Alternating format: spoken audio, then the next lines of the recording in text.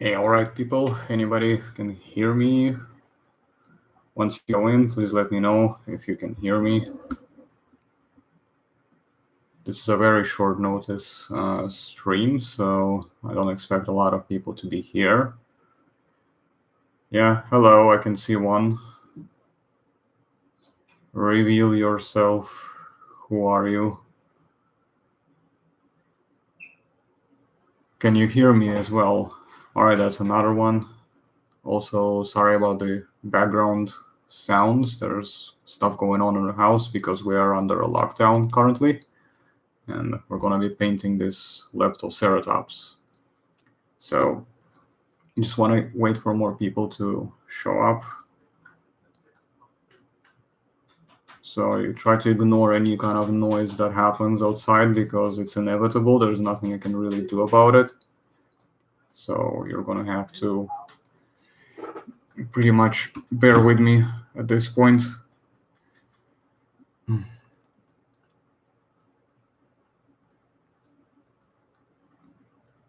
So who's here? Can somebody tell me if you can hear me or not?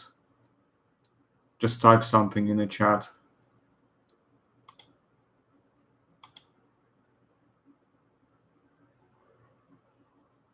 Hello? Hello? Yes. Okay, good. It seems that it's a bit of a slow transmission or something like that. I'm just making sure that I can adjust my screen properly. All right, Zimzilla, how you doing? Who else is here? So I'm just gonna get started right away, and this is what we're gonna be doing right now. We're just painting this Leptoceratops. And if you've seen the thumbnail, I'm going to be painting it like the Saurian Leptoceratops because that's what the customer wanted and that's what the customer paid for. So I have to deliver, which is fine. And this is another already finished product for another customer from Hungary. That's what it looks like.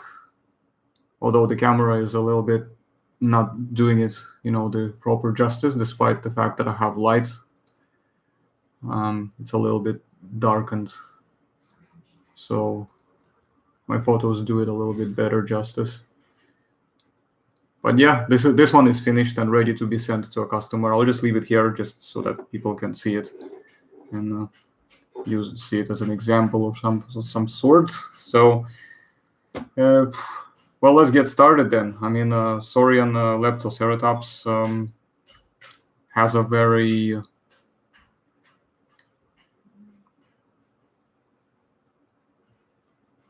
not that tricky, but it has quite a vibrant sort of patterned skin. So we're going to try and replicate that as much as we can. But to do that, we have to start off with the gray. I think the gray was the base color. Yeah, once again, apologies for the background noise. Just everybody's at home, and because we're under a lockdown here in the UK as well, so we shouldn't really be doing stuff outside unless necessary. So we're just going to be doing what we usually do, which is fine by me, just painting.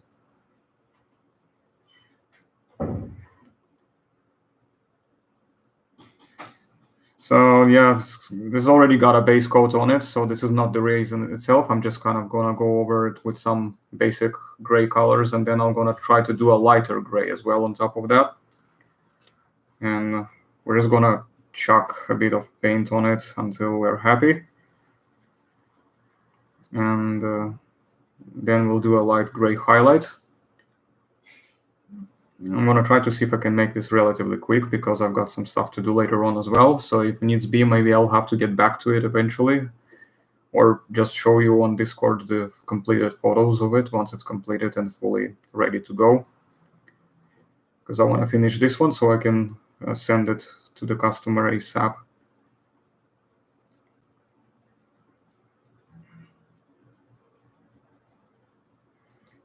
So if you are interested in Leptoceratops, you can get it now. Unfortunately, oh wait, no, not yet.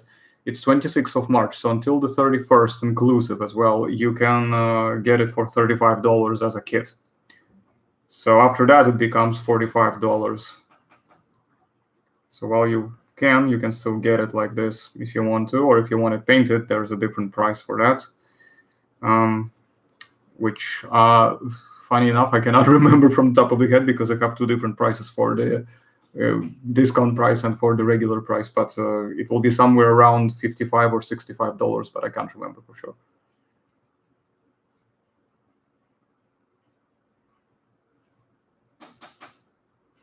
So, how's everybody been doing? What's going on? Just type it down in the chat. I see that you got an online class going on. I bet that's fun. Don't envy people who are still at school. I hated school. Never liked it. Being an adult is great.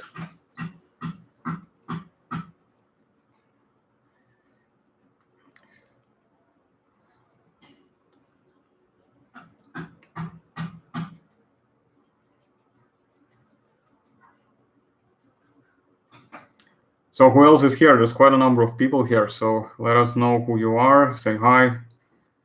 Don't be shy. I wonder if the connection is lagging or not, though, because it's quite generally internet is going to be probably under a lot of strain because everybody is sitting home mostly.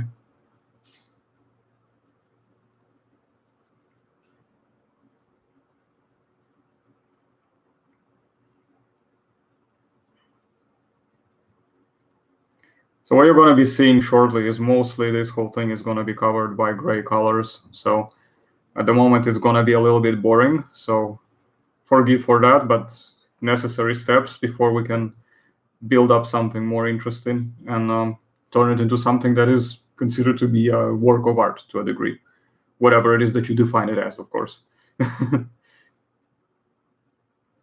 I mean, some people can say that a turd is an art, so go figure.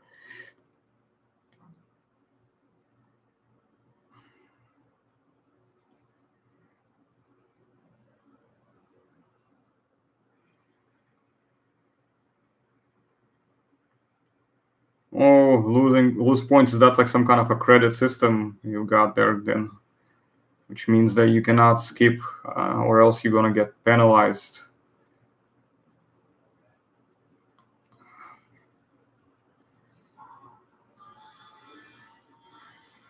I'm so like far away from this whole school nonsense that I used to have. I mean, I never had that kind of stuff anyway because I went to school in Russia.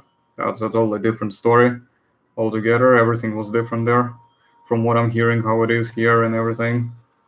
So, but I'm not a school. I was never really truly kind of that guy. I mean, I was so happy when it was finished, and my life has gone so much more interesting after I graduated. So I guess cannot say that my university life was all that eventful either, to be honest. College was the most fun, I think.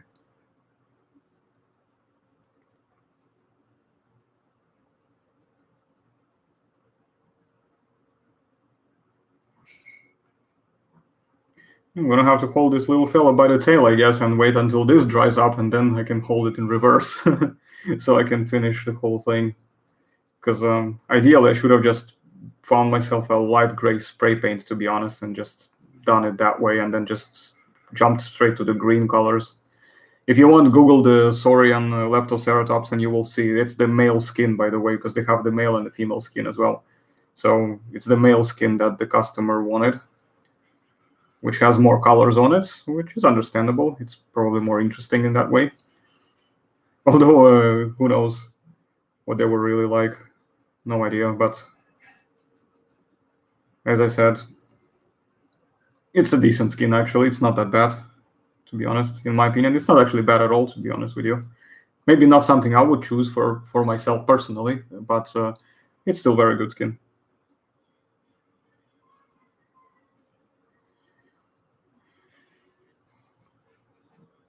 It's another one of the best looking animals probably in this project that I can recall, to be honest. Which is very interesting because it's not a playable animal to my recollection, but who cares anyway.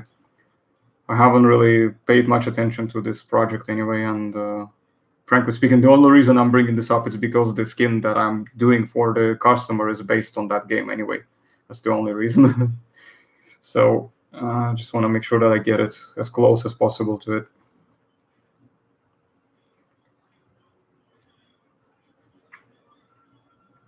So what's everyone else doing when, during this whole thing that's going on, the beer bug? I've got one more video with me and Josh will say coming up as well after that one that we've done on Jurassic franchise. There's one that we have finished recording. Gonna get it ready to upload hopefully sooner than later, but probably during this week sometime.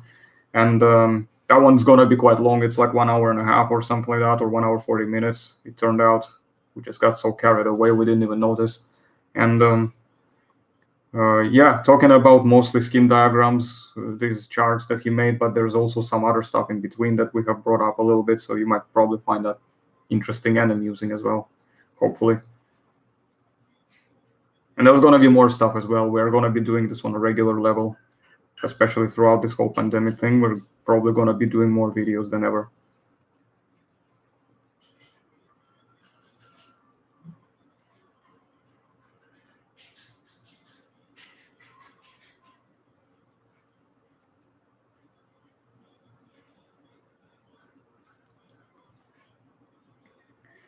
And we have yet to paint the Splitosaurus terrosus that I've got from Candid Sculpts from Mike. So we have to do that one as well. That will be quite nice. I really want to finish it. I've seen the channel, the guy, his name is Clayton. I know him actually from Kayakasaurus channel. You've probably seen the video because I've seen it posted on my, not Facebook, Discord. So I know the guy as well. He's very good. And yeah, he has done first properly finished paint job for the Splitosaurus, which is an awesome looking one as well. And I'm gonna do mine soon as well, and we'll probably do it live if you want. So it's up to you. Do you want me to do a live stream for it, or do you want to just see the finished result? I mean, you've seen the live stream when I was assembling it, so I thought maybe you would like to see it painted as well.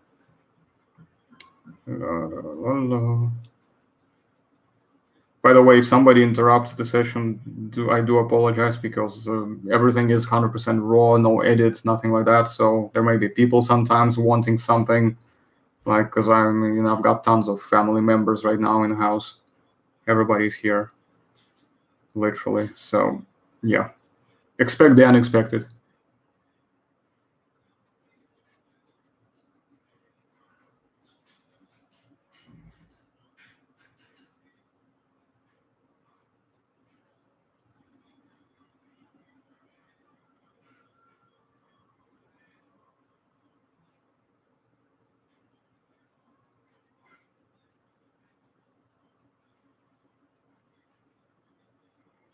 Okay.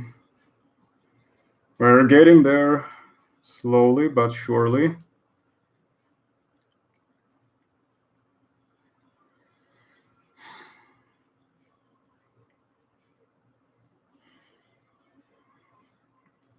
But yeah, if you wanna just ask something, whatever, just chat, just drop something in the chat box so I can respond to it. Because obviously I'm gonna be mostly paying attention to this since I have to look what I'm painting. So just drop whatever you want in the chat, and I'll, if I deem it appropriate, I'll respond to it. So we can have a bit of a chat as well, so we don't just sit and in silence. Because I don't really know what to tell you guys, aside from the fact that we're pretty much just doing stuff at home. There's not much to do other than do this kind of stuff, the hobby, maybe calling people on a distance. Was playing Civilization 5 with my cousins last night. We're going to be playing tonight as well. Also, I'm considering creating a separate gaming channel just so I can upload some of the gaming content. Because as you know, I've recently been very heavily playing Mordhau, and I really would love to upload some content from there as well. Maybe get some of you to join in and play together so we can have like a proper fun killing NPCs in Horde, or just dueling between each other, just doing some funny stuff.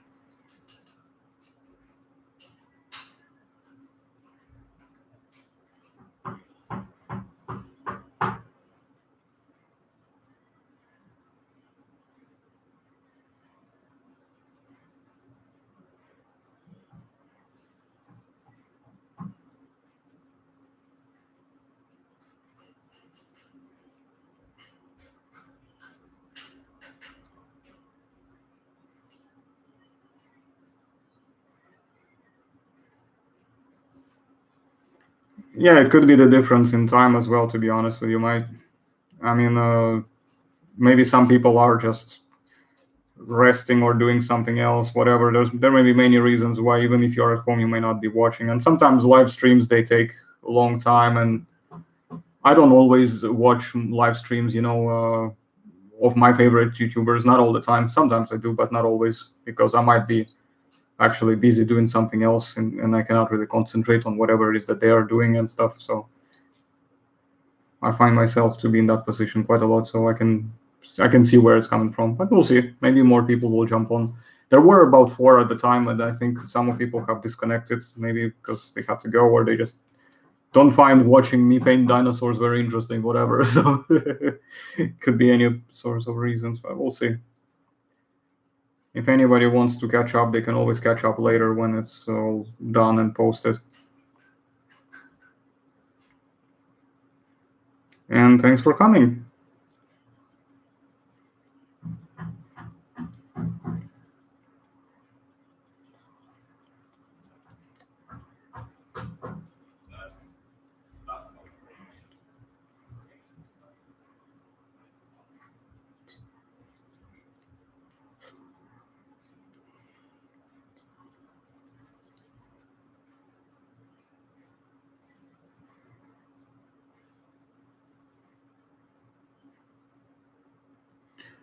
Okay, so yeah, we've got, see, it's gray, although it's actually darker in the camera than on the camera than it is in real life. It shouldn't be that dark. But once we finish, we will do a series of photographs, and it will definitely, well, at least hopefully, will show more realistic looking colors with the lighting as appropriate. As I said repeatedly, my room doesn't have very good setup for lighting. That is why what you see is what you get here, more or less. This needs to be left to dry a little bit because I cannot pick it up from there yet. Just gonna shake the paint a little bit.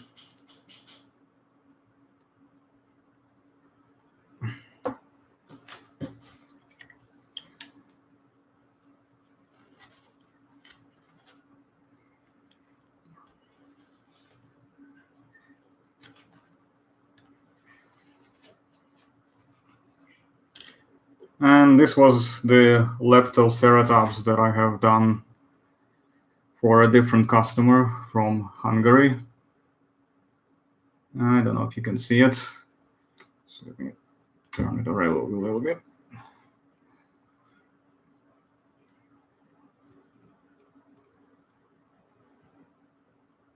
This focus is just so terrible on this cam. I don't understand what's going on with it. I may need to upgrade, of course, because it's a very simplistic type of cam.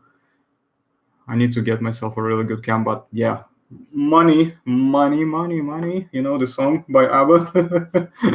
So that's the only thing. If I have that, then I can buy myself a good camera and I can get myself a better setup. But without that, we will have to make do with what we got. So it is what it is. Let's see if this is just a tiny bit more. Let's open up the image quickly. Just want to see. Yeah, definitely gonna need some lighter gray highlights on this before I can introduce. I think it's like a if you. Okay, so basically, if you look at the, I'm gonna just drop a link for you, and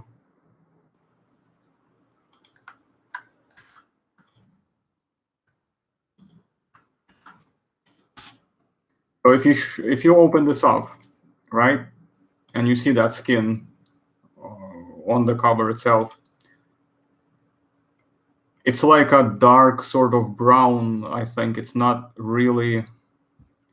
It's not really the kind of. It's not really black as such. It's more like very very dark brown, I think. So that's probably what it will be. And then we've got like a swamp green with some highlights. We've got some, In all fairness, though, I mean, I kind of on the body and on the whole thing, I would probably have done it slightly differently.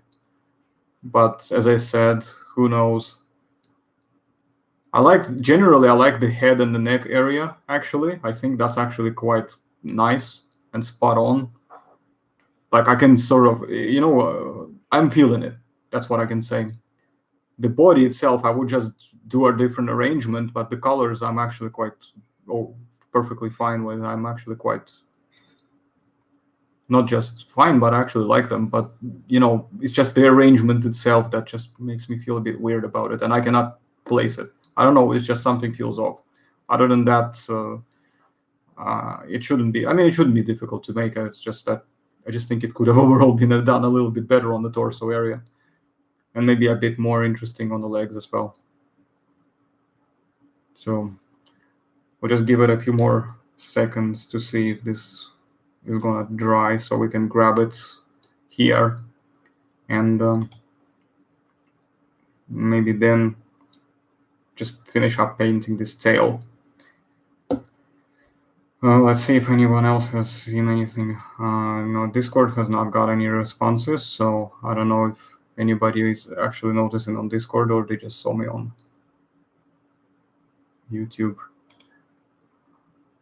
I'm also gonna quickly drop a notification, see if more people might come up.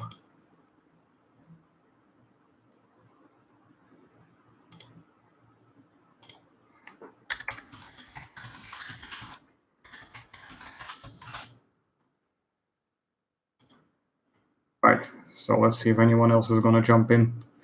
Okay, I think we can continue. So we'll do another shake-up.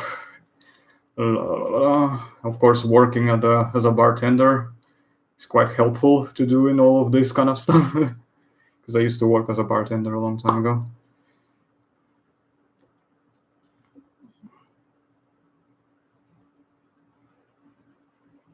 And yeah, let's carry on with this quickly. Just finish up this whole body and tail. And then we can start maybe doing some highlights. I don't have a very light gray color, I don't think, at least. I think this is the lightest gray color I have. So I'm gonna need to mix it with white right here, which should not be a problem, but of course it would help a lot more if I actually had it. There will be time I will need to definitely resupply myself with some more fresh paints. But right now I just want to try to see if I can make the most and use up the ones I've got, and then just do a fresh resupply after that.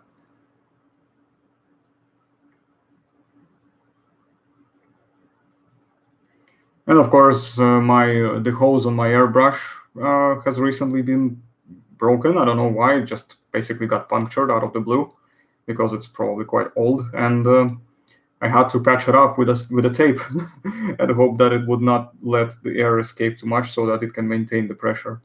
So that will do it for a temporary solution, but I'll need to get myself a new hose for the airbrush compressor.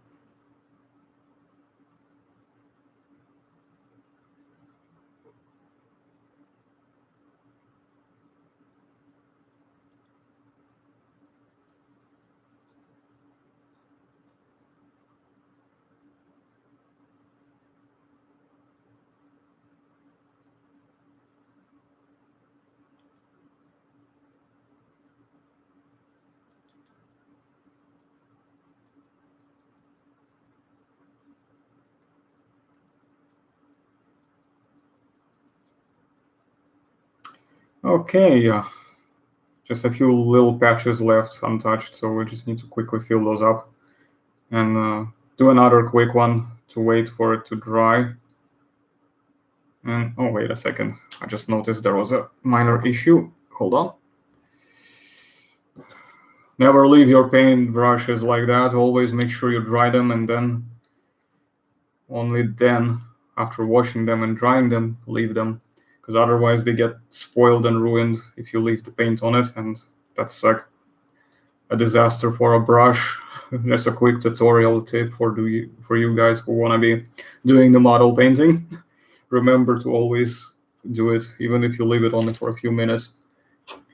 because I've noticed there is a bit of an issue. There is like a mold line on the bottom of the top side of the beak, which I don't know if you can see right here where I'm pointing with the knife. There's like a bit of a mold line there, so I'm gonna try to fix it quickly, and which I didn't notice originally. And then I'll repaint stuff on top of that again. So once I get rid of that mold line, which I already did, all it took is just a few minor strokes with a knife. Also remember, keep the knives sheathed.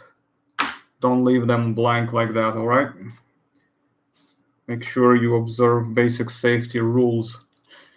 It's important because if one of these things cuts your finger quite deep and nasty, you may be out of, you may be out of commission for a little bit before you can actually be fully functional for whatever purposes, because sometimes you need all your fingers to be able to do certain things, and if you are cut, you have to make sure it recovers before you can do anything else.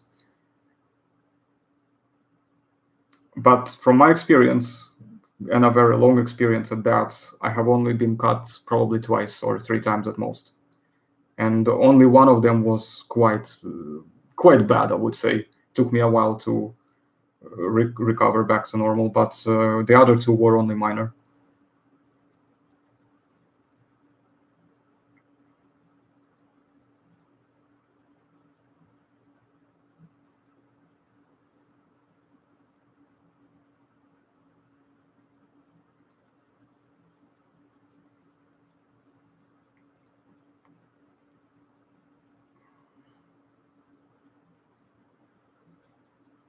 Also, when you do a paint job, remember to, once you're finished completely and you're happy that the colors have turned out the way you want it, do a varnish to protect it, because then if you're gonna by any chance be picking it up a lot and etc., or just transporting it or doing anything with it or just handling it frequently for whatever reason, if you need to, the paint can potentially cave in and it will start chipping off, which is not a good thing. And it's going to become a lot more difficult to fix it later because it's not going to match perfectly, and yada, yada, yada, creates all sorts of unnecessary problems. So you want to make sure you have good, long-term solutions from the get-go rather than, the short-term ones. Okay, and I think we can leave this for a bit to dry again. And then we're going to start mixing some colors and adding some gradients. And you start seeing a little bit more coming up. In the meantime, I'm just trying to think if there's any way to... Is there any way to upload images to the chat? I don't think there is, no? What does that say? Custom emoji? Nah, don't think so. Nothing. Okay. No, they don't have... any settings here, unfortunately. That would be nice. I would like to upload a better quality image for this Leptoceratops that I've done as well. I do have pictures of it already on my Discord, and I have it on my Facebook as well, I'm pretty sure. But, it would be nice to kind of get a better view on it.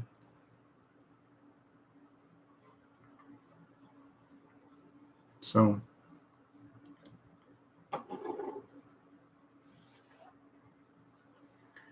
how many more moments does it need? Okay, we'll take a little bit of a break here, but I'm not going away. I'm just gonna grab something over here and show you some other stuff before we go basically proceed finishing painting this, because I don't want to just sit here blank doing nothing. So I'll just show you some more stuff.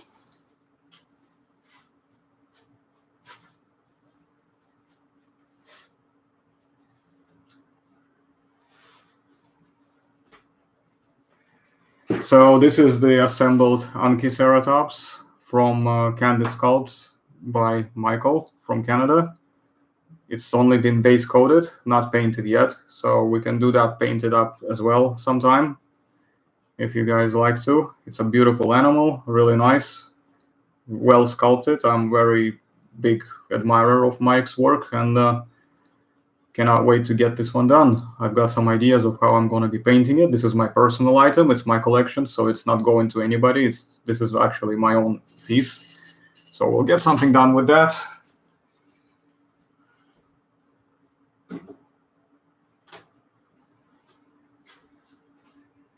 And I've got a base done for this Leptoceratops. So now it stands. It's all been base coated as well. Perfectly nice and secure. So it just needs to be done a proper detailed paint job.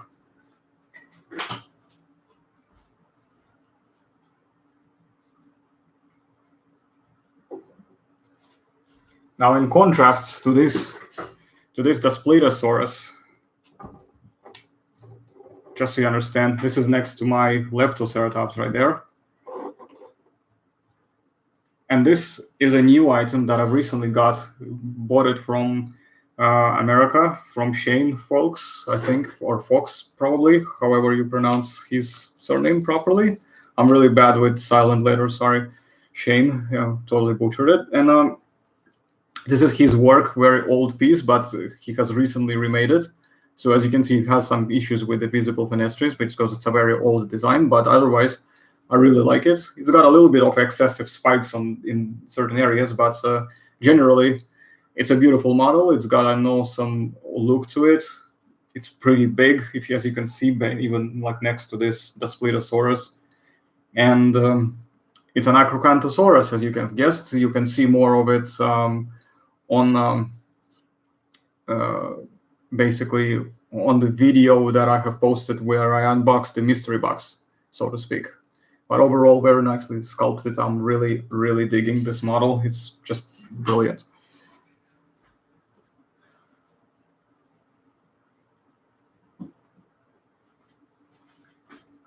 So I'm gonna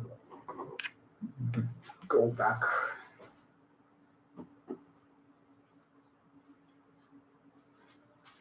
This is my work in progress right here. This is the one I've been on for a while, and I'm hoping to finish it soon. And this is my Allosaurus fragilis right here. Don't know how much of the detailing you can see because some of the stuff is still flat. Some of the stuff already got some detailing. And the arms are going to be detached. I'm just using it so I can get the fittings properly. And the wire is used to support it. The band is used to keep these things together so they don't fall off. And then once I'm going to be approaching these areas, I'll probably have to take the band off. And I'll need to fix up these areas a little bit as well because as I hold the model, sometimes they sink in too much. So I need to keep adjusting it from time to time. So we've got the legs here. I don't know how much you can see. Yeah, so the legs are done, some of it, most of it. Well, the feet definitely, and the lower side of the shins are all done as well. And the head is done as well. Right here. And you can see it from like different angles, like this. And maybe turn around. See it from this angle as well, like so.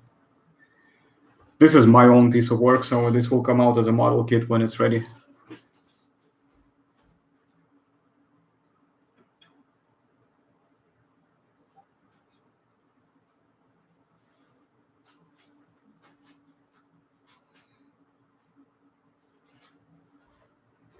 And I'm still working on this little Harpactognathus pterosaur. People are gonna start slamming me for calling it a theropod by accident because I'm thinking about theropods right now.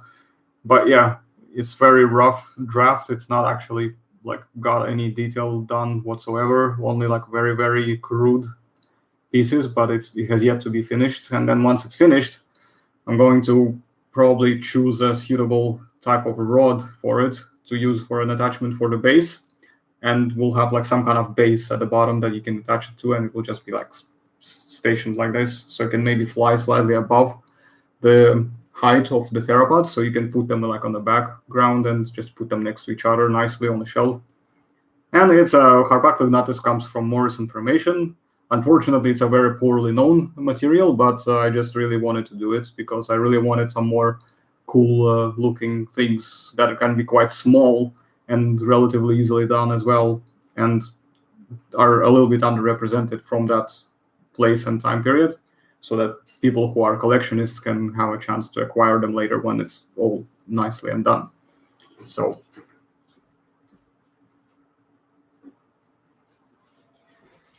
okay, now it's time to finish painting this guy. Well, not finished yet, but of course, but we can at least. What I want to do? Yes, I want to put this here, and I want to start mixing the gray color with the white color, and we can give it some mixture. So we can do some gradient, and then we're gonna start putting some greens on top. You know what? Actually, maybe even better to do some green first, and then we're gonna do a gradient, because in the image that I have sent the link to just now, the gray is actually not that prominent. There's only a few areas of it that stand out in particular. So we'll have to do gray a bit later, but what we're gonna do right now is we're gonna do the green, the swamp green. So we'll just find it in a second wherever it is. I think I found it. Should be perfect. That's the Citadel Base Death Guard green. I think that this is a perfect color. It was actually meant for this dinosaur, I think. Specifically for this depiction of it, I mean. So let's start doing it.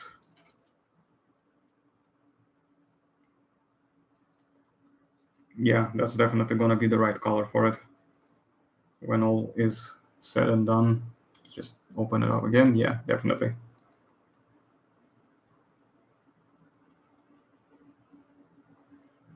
And then what's gonna happen is once this is done, we're gonna use very nice dry brush technique to blend the lower areas with the light gray and slowly kind of blend this whole thing together.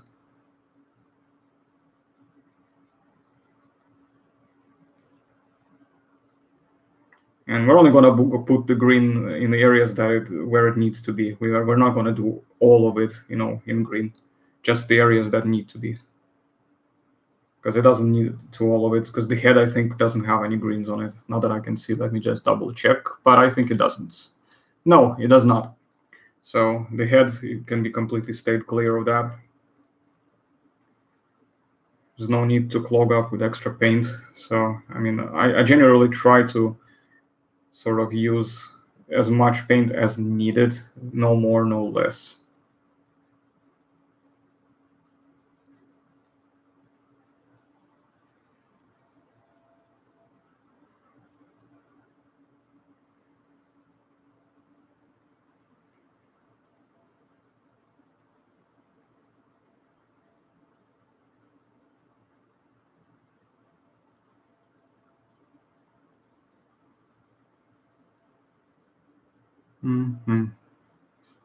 Okay, just gonna try to hold it by the legs, because the legs are gonna be a lot easier to do in case some paint gets rubbed off by accident, which is not gonna happen, I don't think, because I've let it dry quite a bit, but I can feel that it still needs more time, but I just really don't want to waste too much time because it's 39 minutes already, and I'm hoping that we're gonna get some kind of result by the end of the session.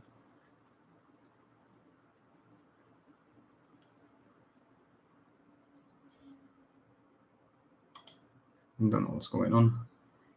Some notifications that I'm not interested in.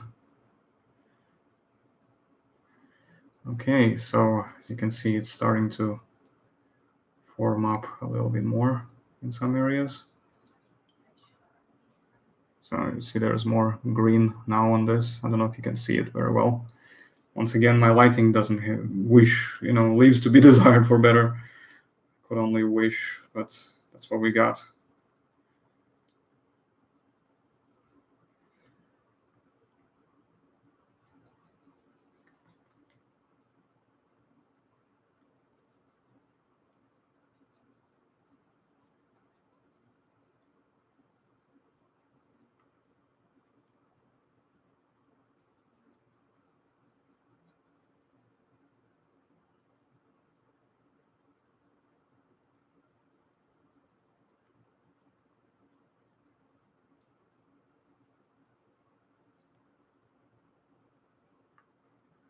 Okay, what does it want? Where does it want to be? So the legs are a little bit, yeah, the tail is as well. Okay, so I can do that, no problem.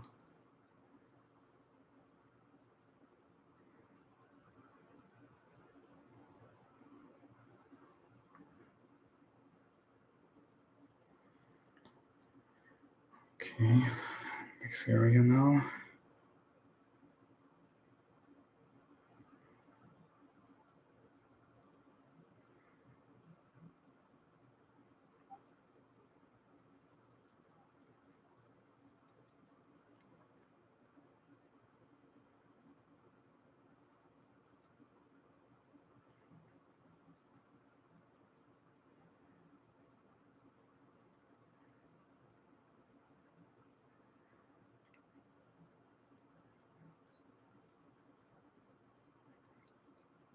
Just a few more touches in this thin area.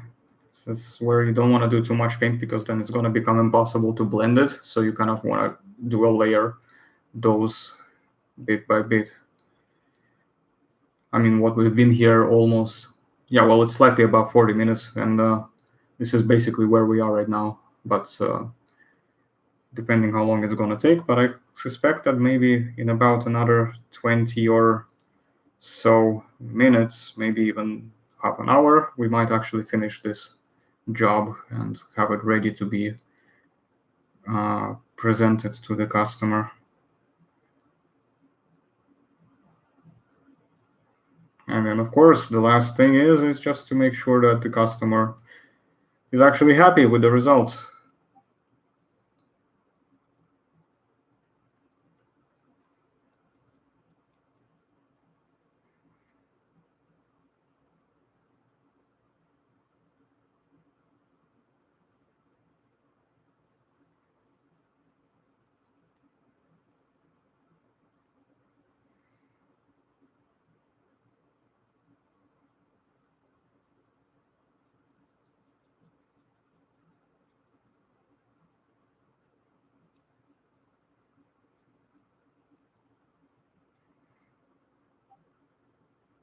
I keep getting Discord notifications just from random stuff, and as you can tell, most of the times it's not something important. It's one of the things about Discord. When you subscribe to a lot of servers there, you have to always work out which notifications and threads you want to mute and which ones you leave, open, because then it's going to start spamming you with like the ding dongs all the time when someone posts something.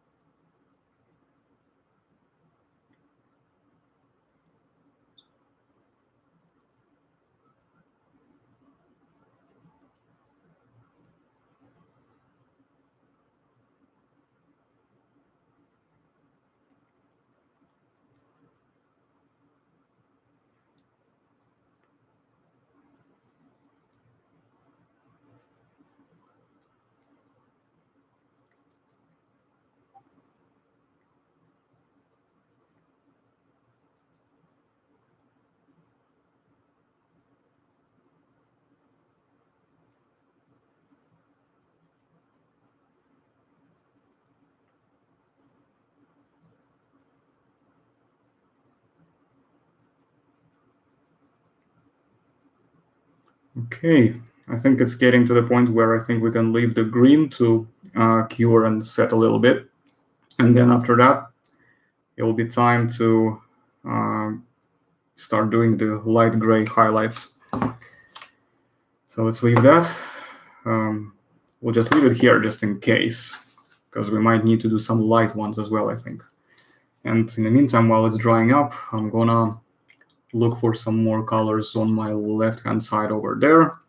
So I've got my paint thingamajiggy, just to show you what it looks like. Right here. And that's not all of it.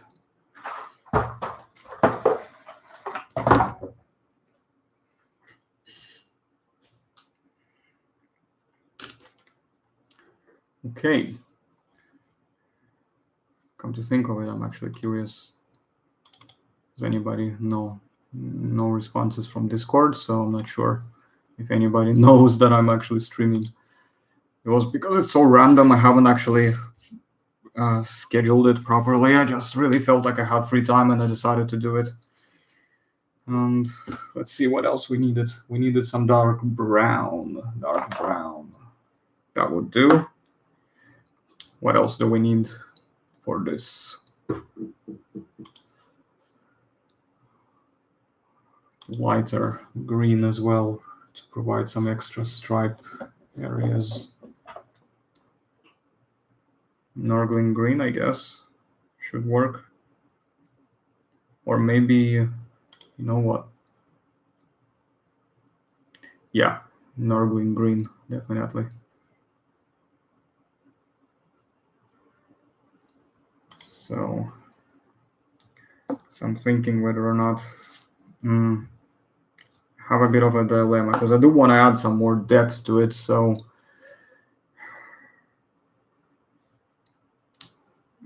I was thinking about doing a overall maybe Norgling green lighter highlight. So this is the original color right here. And this is the lighter one right here. See? This one, I might do a highlight quickly actually.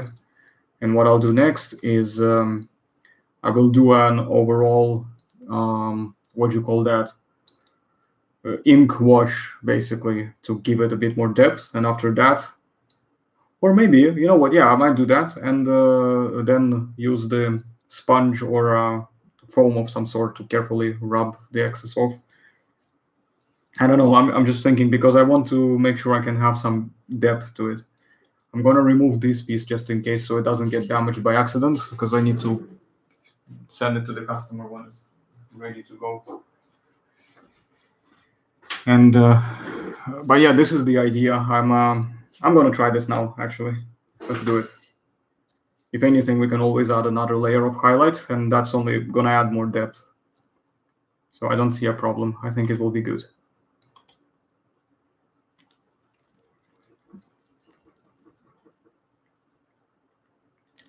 But this time we need to be like, we need it to be a little bit more, you know, dry. So maybe a slightly bigger stroke. Oh, that brush is a little bit bad, and that's what happens. See, this is what happens when you leave your brush with something and don't clean it properly. Yeah, that's what you get.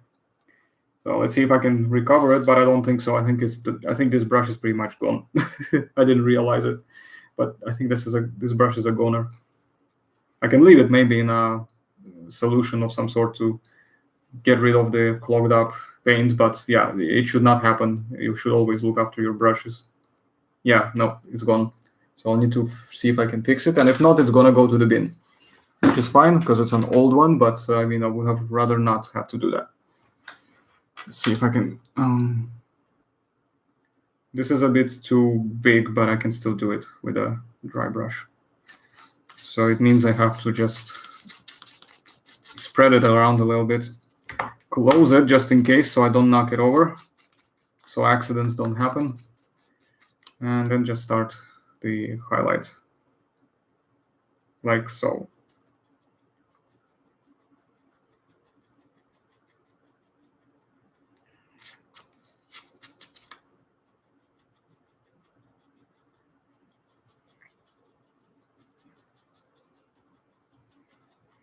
So do this a couple more times, and then once I'm happy with that, I will use one of the washes, one of those Army Painter, the dark and the soft tone, or strong or soft tone. I think that's what it is. That's what it says. Yeah, strong tone and soft tone by Army Painter, right here. And then what you do with it is you can mix the two actually to give it like an in-between sort of feel. And when you do that, it actually creates a nice balance. So it's not too dark, but it's also like you can still see something, you know, because the soft tone, you have to put quite a lot of it before it becomes really noticeable to a degree. So you don't want to be like pouring too much into one model, just so you can actually see that it makes some kind of difference. What you want to do is you want to use the minimum amount to make the maximum effect. And that's the best way to do it. It's a good way to just combine these two tones, but I will try to see if I can show you in a moment, because I don't know again how much the camera is going to show anything, because the camera is obviously a bit stupid with that, but we'll do our best.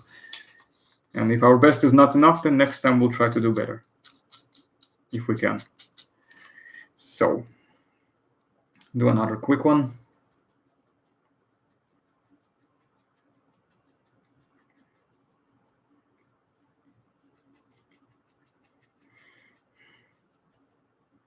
In fact, we're going to do the same with the light gray highlights, and then after that, once we're done the inks and the washes, we're going to do it with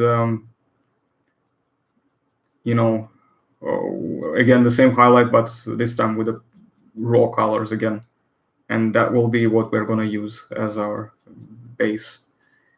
Then we're going to do a variety of layers and highlights on the actual stripes. Then we're going to try to get the head done as much as we can to add the detail. So this is what it looks like. I don't know if you can see much, but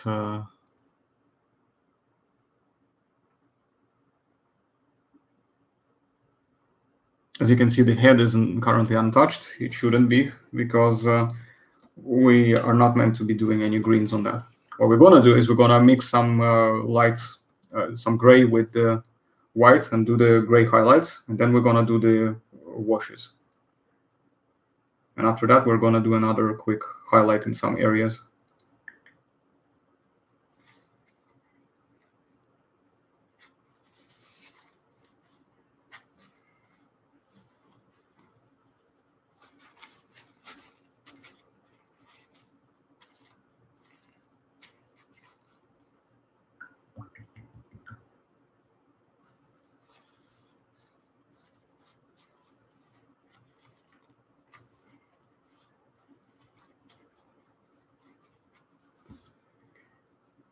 So let's get this mixed.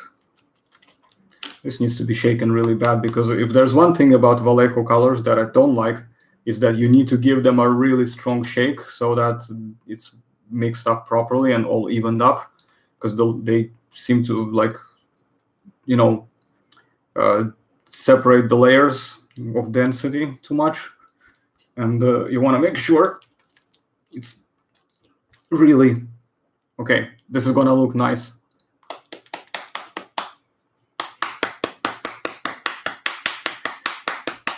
Yeah, I bet all of these funny, interesting thoughts are coming into the head right now, but hey, I'm here to entertain, so right. So give it a bit of an ass whooping, and then it should start working again as normal.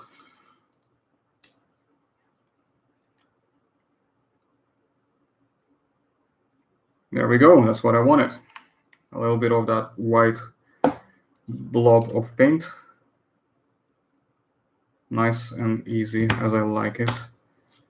Mix it up.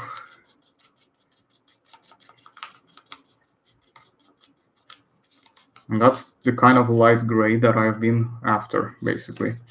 Now we need to make sure that quickly clean this paint, get the new paintbrush, because we need some of that little bit to go under, so we don't want to go too crazy. Want to do just enough. And then after that, we're going to do the wash once it's all dry, because with the washing, it's important that when you do the washes, your base coat is completely dry. Otherwise, the paint is going to start dissolving together, and it's going to create a bit of a mess and ruin your whole work. And you're going to have to redo that area again. And I don't like that very much. I think it's not a good idea. So we're going to try to avoid that. I'm going to use a smaller brush like this one here, whatever it's good for. So we're about to find out. Just dip it a little bit. Nice and Easy. And start applying carefully to the highlights right there, like so.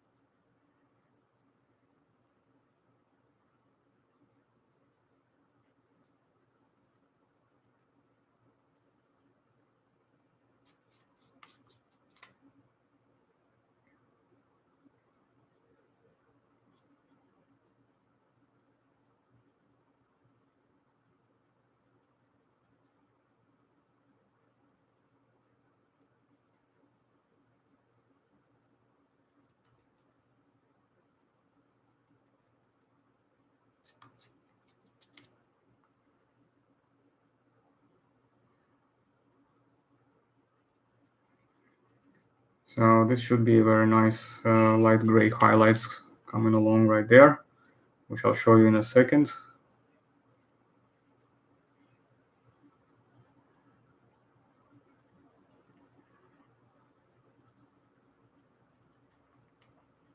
So see, like here, I don't know if you can see much, but it's like this one doesn't have any highlights and the ones there already have it. So there should be a little bit of difference noticeable.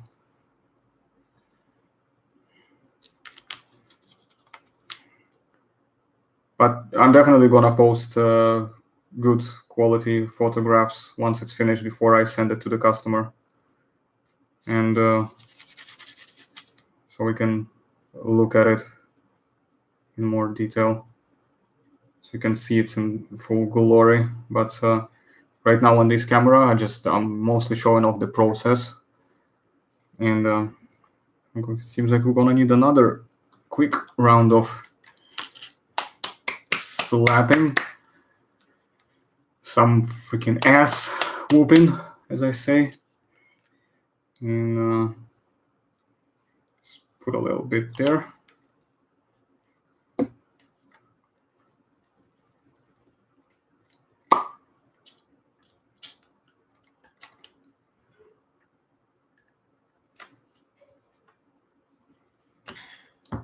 That should do. And then quickly mix it up. Because thin layers of paint, you see, they dry really quickly. This is what it's good for, but it's also something you need to be aware of so you don't take too long. So you kind of have to find a nice way to kind of quickly act in between to make sure that you can get your stuff done.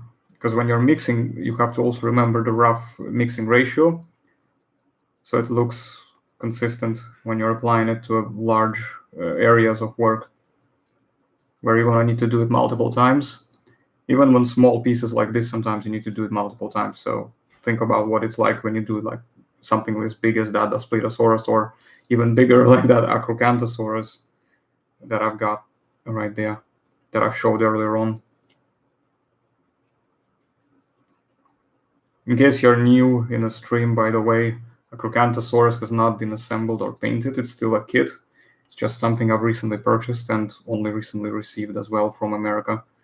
So I'll definitely do that sometime. Acrocanthosaurus definitely needs its own video. But in the meantime, it's going to be the Leptoceratops, the underdog of Hell Creek.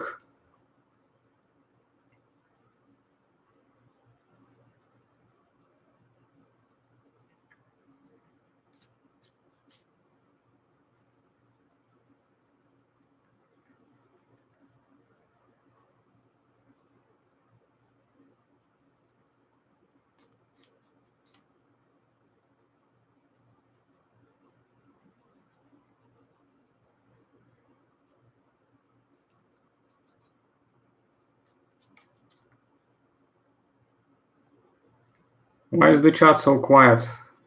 I can see that somebody's watching me, but everybody's just too quiet. Come on, don't be shy. Let's see who you are and where you at. There we go.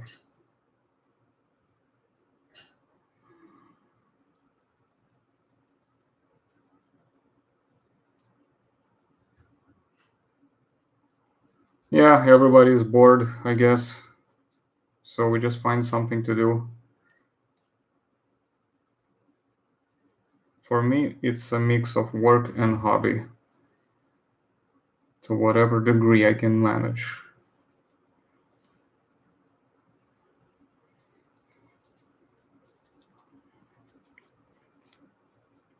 And thanks, Diego, for the compliments. I hope whoever ordered the piece is gonna be happy with the final result once we get there. We still have quite a bit to go before we do, but I'm actually quite optimistic. I think it's gonna come out quite nicely.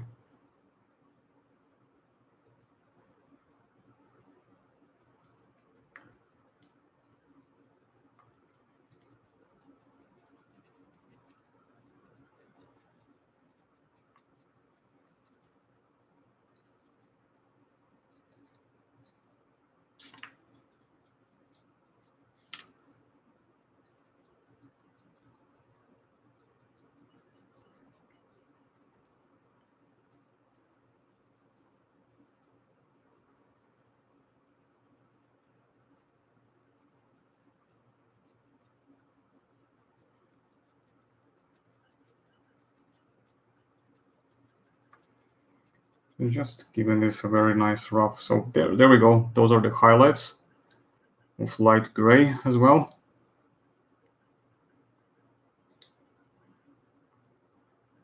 Leptoceratops is a member of Ceratopsia, and it's Leptoceratopsida family, which was around during the late Cretaceous in a variety of different areas of the world, including mostly, I think it was North America and Eurasia.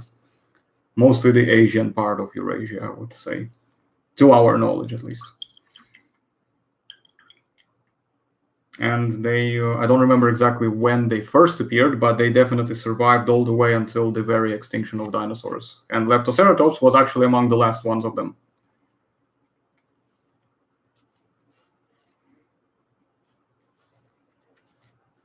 The largest member of the family, however, is the dinosaur by the name of Dinoceratops, and that one comes from Mongolia, from the same place as Protoceratops, Velociraptor, and Oviraptor, and it's about 4 or something like 4 meters in length, so it's quite a big one for this group. It's actually like an outlier in that sense, because all of these guys usually were quite small. Dinoceratops was about twice the size of that. So basically a Leptoceratops on steroids. Let's see what you guys are saying.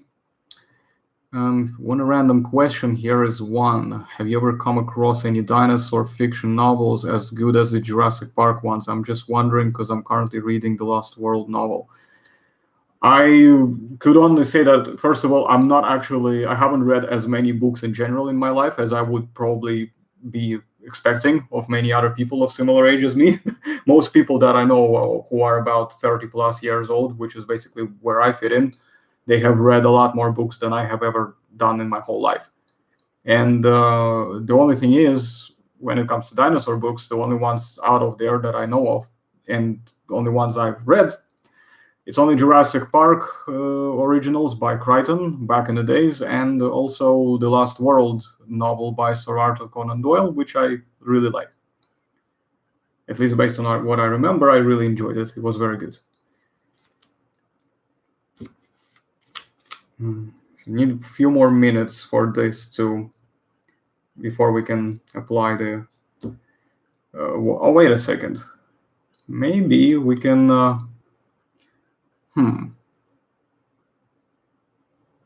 You know what? No, we're gonna do the coat the washing first, and then we're going to apply the second final layers with the patterning. There we go. So just give it a few more moments. So let's just chat for a little bit. And okay, this is my face, as you can see, very overly exposed because of the lighting, and the only thing that's missing is a halo above my shaved head, I guess. So there's that. Oh, sorry about that, but I really needed to crack a little bit of knuckles. So. Yeah, I haven't read this book for a long time. I don't remember a whole lot what was happening. The same about the first book as well. I read them a long time ago when I was still at school, and that was a long time ago, very long time ago. And I've never actually picked up the books after that because the books were not mine. They were for my friends who just lended them to me to read over the weekend.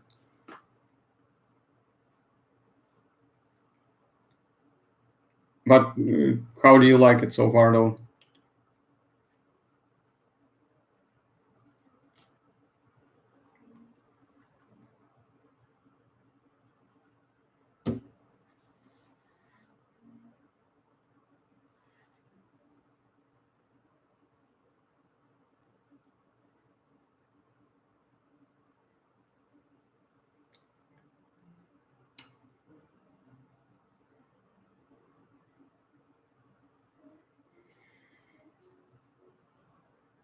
I'm wondering how long it takes to receive messages in the chat.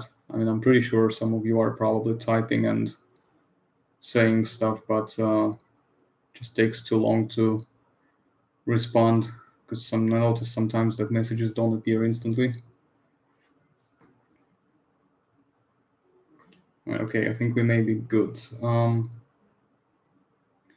I don't find it awkward. It's just that sometimes, when I have to take a break, it just helps to fill in the gaps a little bit, just so that we're not just sitting here and just staring at the screen for no apparent reason, just whatever.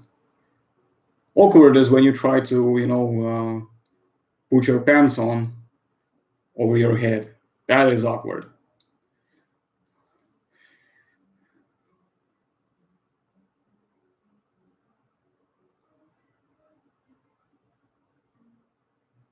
Yeah, that's the whole thing about Crichton. He's very convincing. He really does quite well selling you the concept and the premise and settings, and which is what I consider to be a good way of telling a story. So there is a reason why many people actually praise the books, especially in contrast to the movies. Although I like the movies, the first two movies, but I'm pretty sure if I reread the books, I might find that books have a lot more to offer in terms of the content itself and the story than the movies. Movies just helps you to look at things, and they made it look good, but the story is obviously not going to be nearly as good as the books.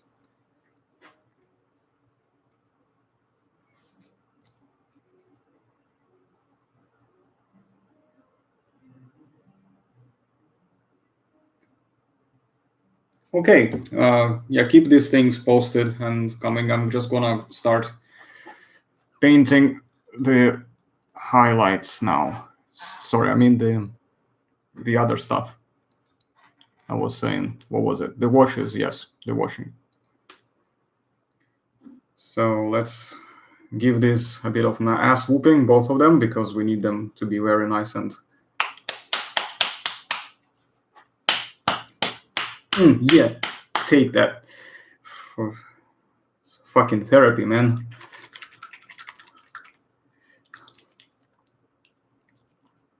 No, I don't know. I mean, I've seen images of it. I'll have a look to see what people do when they play the game, just some videos. But based on the images, I think it's not quite the kind of thing that I normally like to play.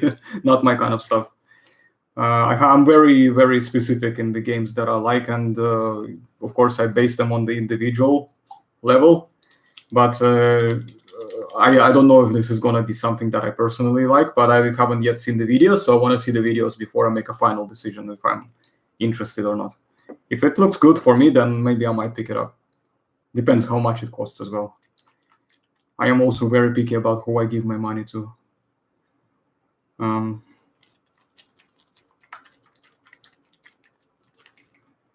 So let's do this stuff here.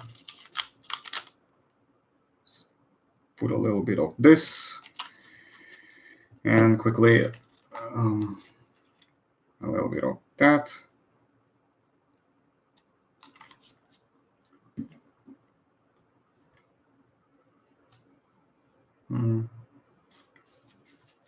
Then we mix them to give it an even solution, and then we're gonna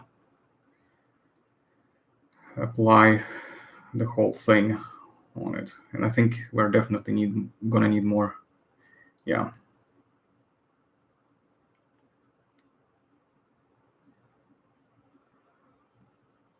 Yeah, we're gonna need more. So I'm gonna scrap this piece because it's gone a little bit bananas, and we're just gonna use a different one now. So probably gonna use this one here.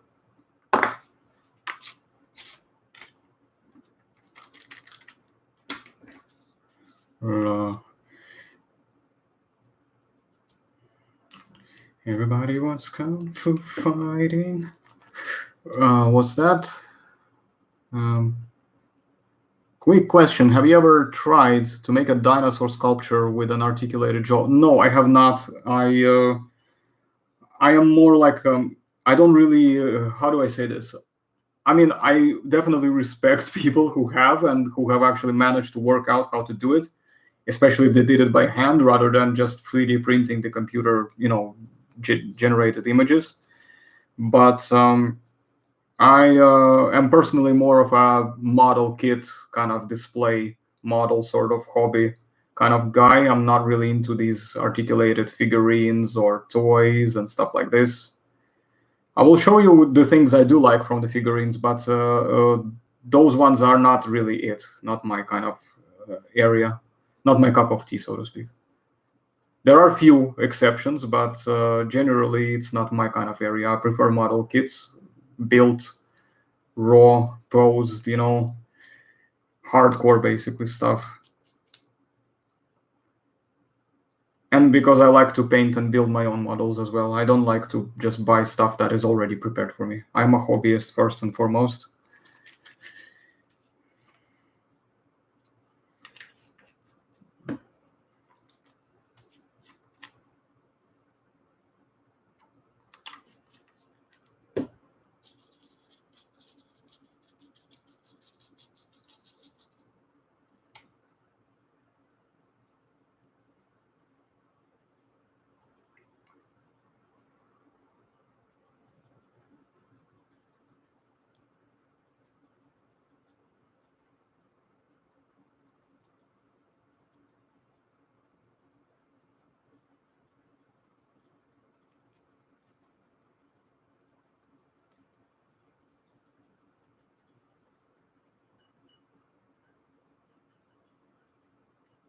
So the way this goes is that you let it find itself into all of these different texture gaps on the skin that I have made for it. And when it does, it should dry and cure. And then after that, we do another quick layer of highlights.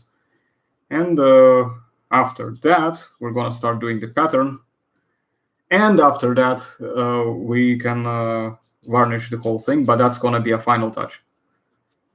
Varnishing is something that it takes a little bit for it to dry, and it smells really badly, so I don't want to do it inside the house. I will do it outside and off the camera. But before we obviously leave this stream, I will definitely try to make sure that I show you the more or less completed piece of work.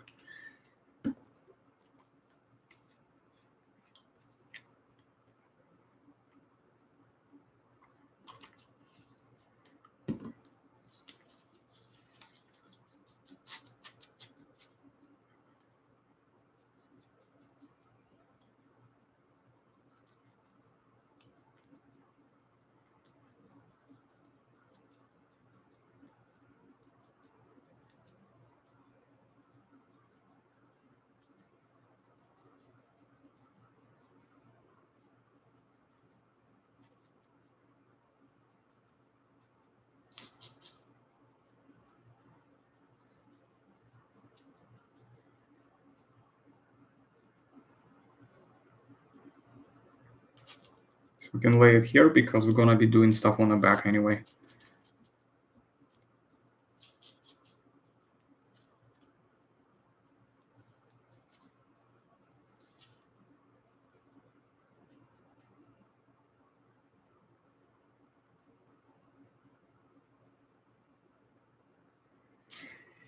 And now it needs to dry again.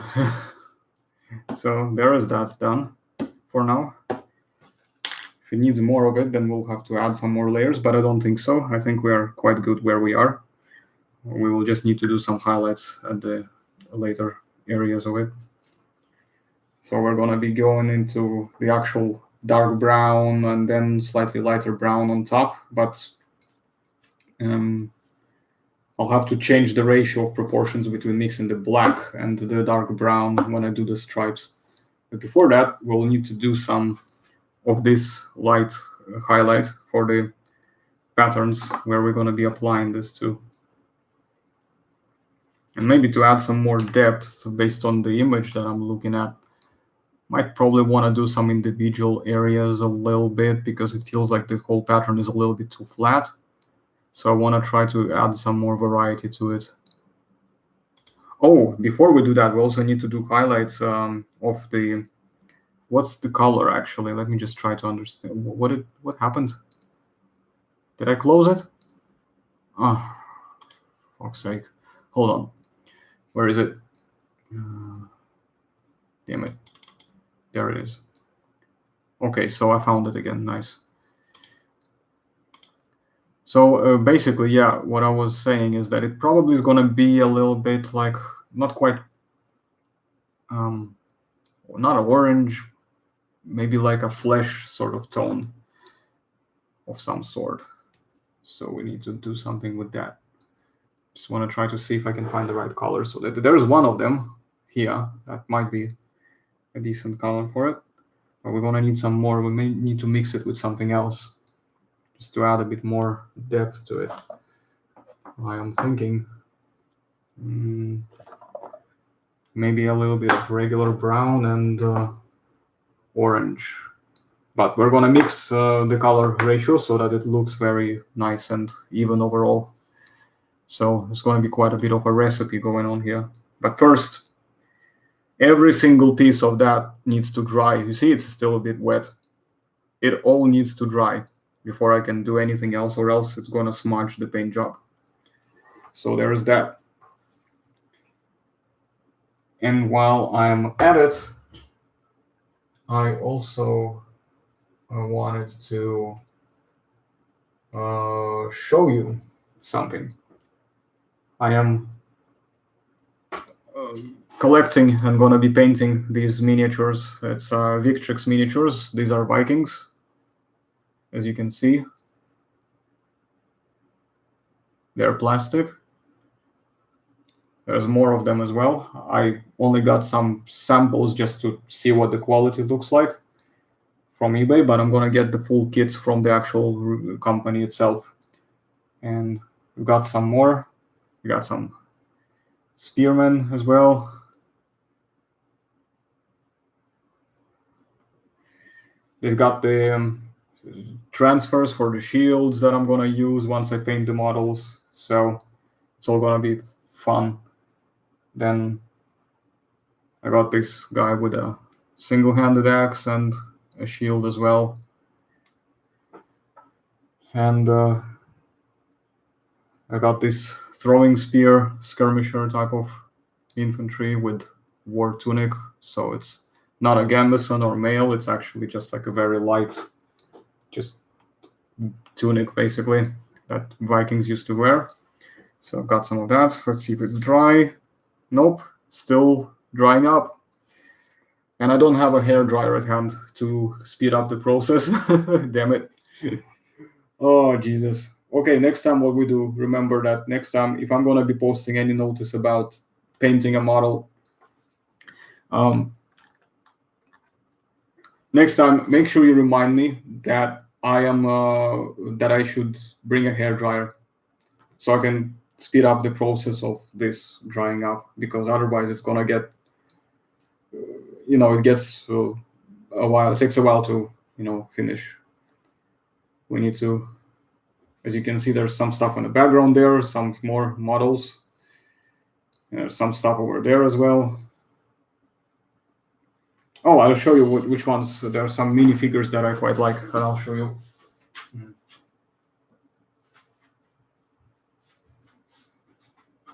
They are made by Kyoto. I believe all of them are Kyotos, yeah. There are different collections because they're mostly just pieces of something. And yeah, I believe this is either a Apatosaurus or Diplodocus, but see if it's quite a small, but it's nice mini figurine. It's quite cool. I like this. This is the kind of stuff I like, by the way, as well. Aside from the model kits, I like these kind of things too, like really small ones. And we also this T-Rex here.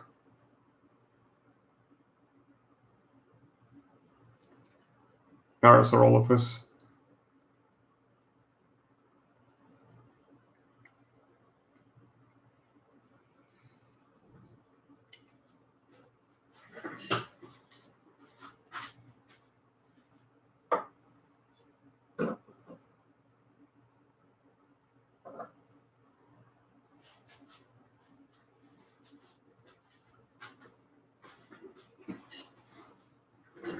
So is this? Nope, still some areas drying up. I cannot touch it until I get all of the areas to dry up. That's the problem. You have to always make sure it's like one side is already done, and there's few areas on the other side, on this side here, that just need to be done. Just hurry up. Okay, we're gonna start setting up the camera for this now because I think it's gonna get ready soon and we can continue working. So perhaps 1 hour was a bit too much of an underestimate because I didn't have a hair dryer to wait, to get all the stuff to dry up. So this means it's gonna take a little longer than normal, but I'm happy with that anyway. I think it's coming out very nicely. I'll definitely need to do a series of photographs of this Lepto when it's done.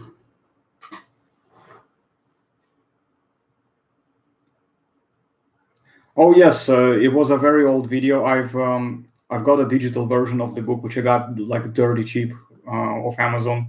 Just really wanted to try it out, but in all honesty, I mean, I gave it a relatively low score. There were some good things about it, but overall, it's a piece of trash, to be honest. It's absolute rubbish, and dinosaur depictions are just completely unrealistic, completely just clearly trying to push for this weird mix of what we used to refer to an awesome bro kind of style, where they're just depicted as monsters that do things for the sake of looking cool, and versus this over-birdification trend idea somehow that's just plaguing this community when it comes to dinosaur depictions, specifically in paleo art. And both of these things are wrong. Both of these things do not get my personal approval in terms of sense. And I don't care if somebody's gonna say, "Oh, who are you to give approvals? You're not a scientist." I don't give a fuck. Sorry to be like so rough and blunt on it. This video, by the way, is not for children. So just so you know, I'm going to be using explicit language. And since I'm not monetized, I don't have anything to lose. So no, I'm not gonna. I'm just gonna call it what it is. That novel, in all honesty, was a piece of shit. The characters were so one-dimensional and just boring and somewhat predictable as well. The ending was really dumb and confusing as well. Everything just was all over the place. The further it got, the more confusing it was getting. So, yeah. I mean, you can check it out if you want, but I personally do not. If you have any kind of standards, in my opinion, then you will not be able to enjoy it.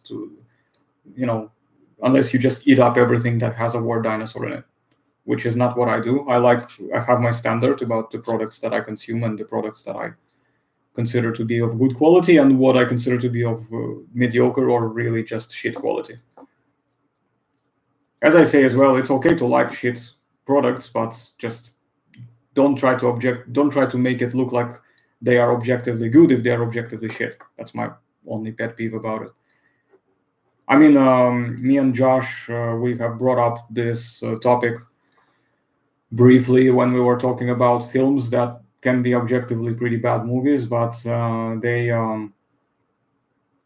you know, uh, that doesn't mean that you cannot like them. It's just that there's a difference between trying to peddle the really bad product as if it's supposed to actually seriously represent something, or you are, not taking it too seriously, or it's that itself is not taking itself too seriously, which is a totally different approach, and it relieves some of the criticism. Was it another genetic engineering thing? I don't think. No, it was not that. It was a time travel thing. I think it was something to do with the time travel experiments, and then they got teleported with their whole coffee shop, and then it's just became all over the place. It was almost like this classic cliche story of people getting teleported to the times of dinosaurs, but the dinosaurs were portrayed like they were just there to going on a killing spree, and humans were getting killed in ways that I personally would have considered to be highly unlikely given the circumstances overall, and just generally very dumb. And just it's like, what's the worst thing than having the always reiterate the trope that Jurassic Park later pieces established, like Jurassic Park 3 and onwards. uh, these ones have a bad trope of showing them as if they're just monsters who are only after killing humans, while the first two films actually showed them as animals. And the worst part is then you make them look ridiculous. You give them completely more unrealistic behaviors, and give them the same kind of behavior as those films that are more reminiscent of B movie types, personally, or I would even call it C movie. But this is again my opinion. Since you asked, I dare not refuse.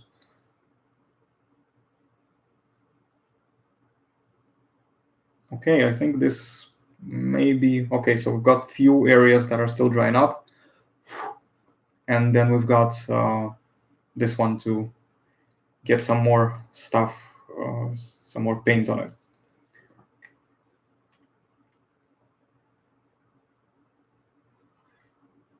But yeah, overall, I was not a fan of this kind of thing. It's just like there's nothing about the story itself that was standing out. There's nothing about the characters that was remotely appealing.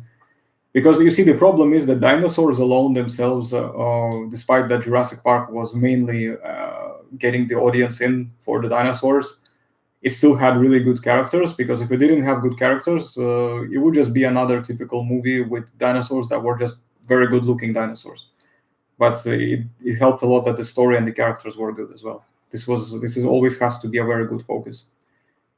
And this is why, although we technically kind of were still thinking, we were thinking on a different perspective, obviously, me and Josh, when we were talking about the franchise, when we talked about how characters were being portrayed subsequently. Like, we had a few minor disagreements, if you noticed, about how Ellie Sattler's and Alan Grant's arc was being followed up in the sequels, and I completely I mean, I disagreed with the portrayal as well, but I disagreed with it more, or say we both disagreed with it, but we did it for different reasons, so to speak, and we expected different things come out as well, for, as I said, different reasons. But generally speaking, yeah, I was not happy about this, and that's what I think killed it, because characters, if not done right, they kill the story.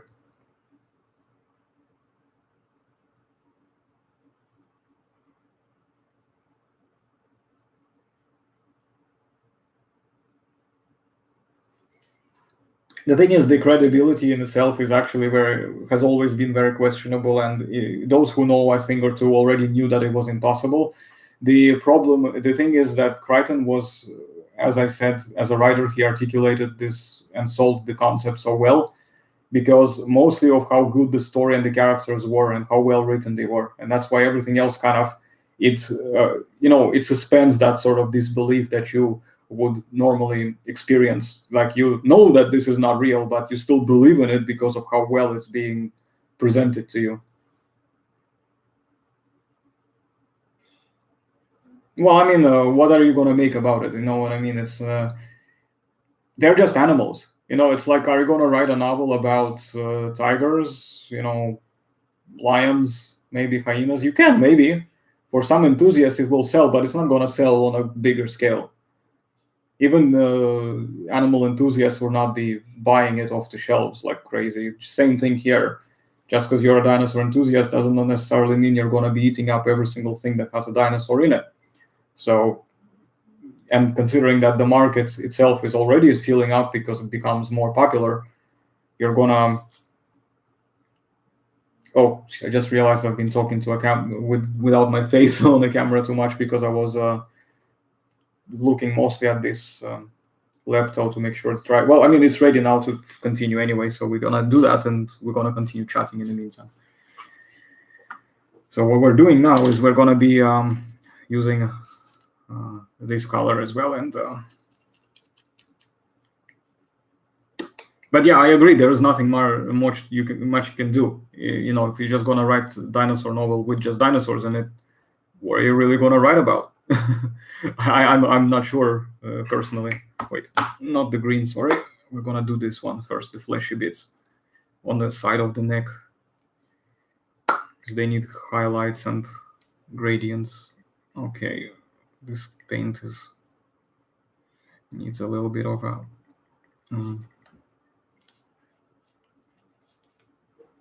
Let me see again what it looks like. I'm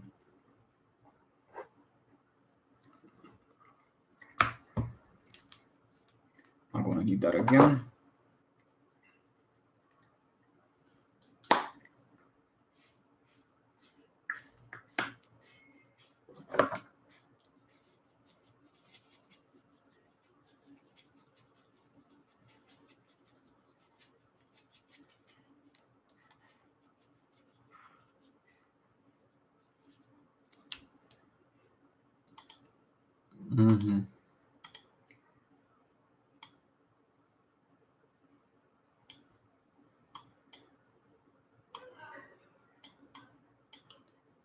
Just gonna try to make the image appear somewhere so it's convenient for me to look at it and at the same time respond to your comments. Right. Okay. So let's carefully give it a bit of a highlight.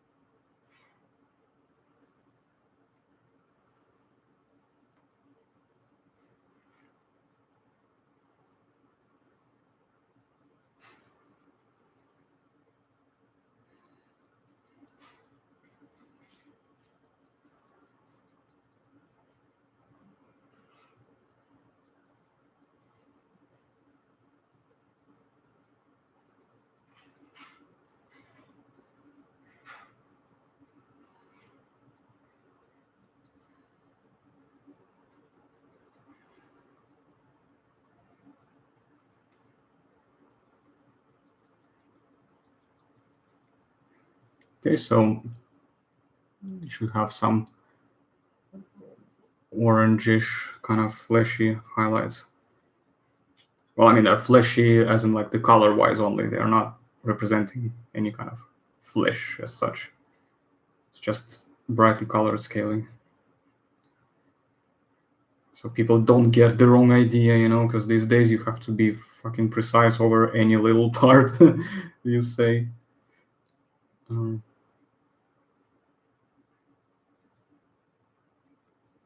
Yeah, there we go. Now we're gonna do the same again with the light grays, and then starting to the greens and etc. I don't know. I mean, marine reptiles has not been my thing overall. I'm mostly like a dinosaur guy, and I do like the big crocodilian things as well. I might do. I don't know what I'm thinking. Maybe Leplorodon ferox. I was thinking about that one because it's gonna be good for 1 to 20 scale, good size overall, and might look very nice as well, and probably could be popular to be honest with you. So it's a good idea, I guess. Yeah, I'm gonna do it sometime. I just don't know when. I've got too many things already on the list, but I will definitely be looking into that. I just want to try to complete as many pieces from something that is already featured so that I can have a more complete collection of a theme of some sort.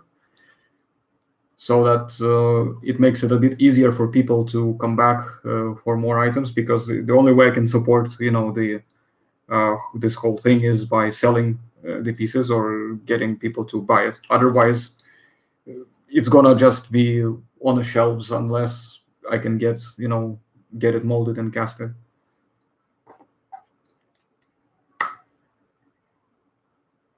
So it's a question of when and how I can make it. Technically, I could make one tomorrow, but I don't know whether or not it will really sell very much. And since I'm personally not sure how big the demand is, if there's going to be a very high demand, then I might make it. Since marine reptiles, in particular, are not my favorite, so to speak, group to do in general. But if there is a demand for it, you know, then there may be a good opportunity to do something. And the Liplorodon ferox is actually a very good one. It's a good balance for something of a size at the same time that you can show off some more detailing as well.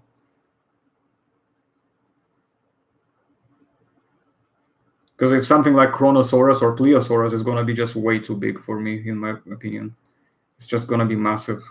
Tylosaurus and Mosasaurus are also going to be too big for 1 to 20 scale. And I like to keep my scale consistent. I don't like making one thing in one scale and then the other item in a different scale. Some people do it, but I personally don't like it.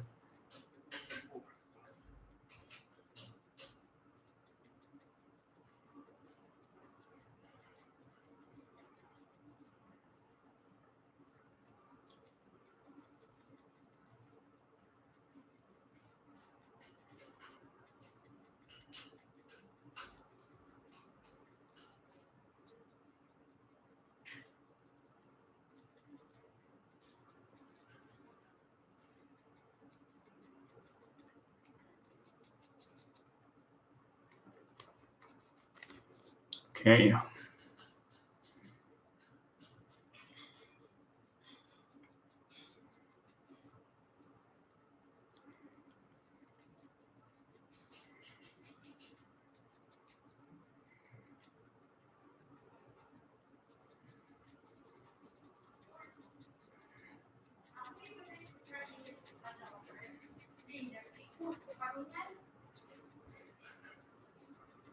Okay. Some more highlights.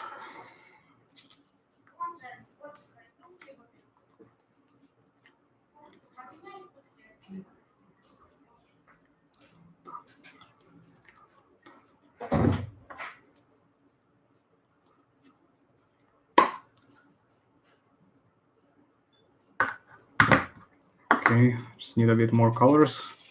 Just mix up a little bit more gray.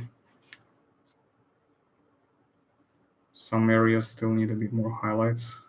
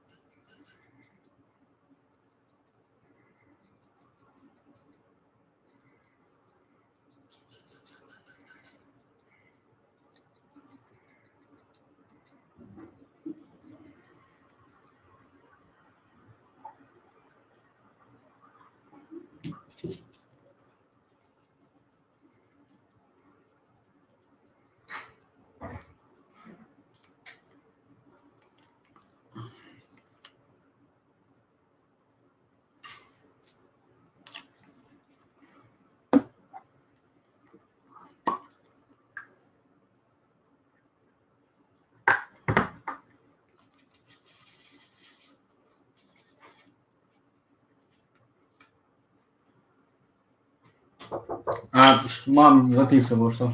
А? Не мешай, пожалуйста, записываю, что? Yeah, sorry about that.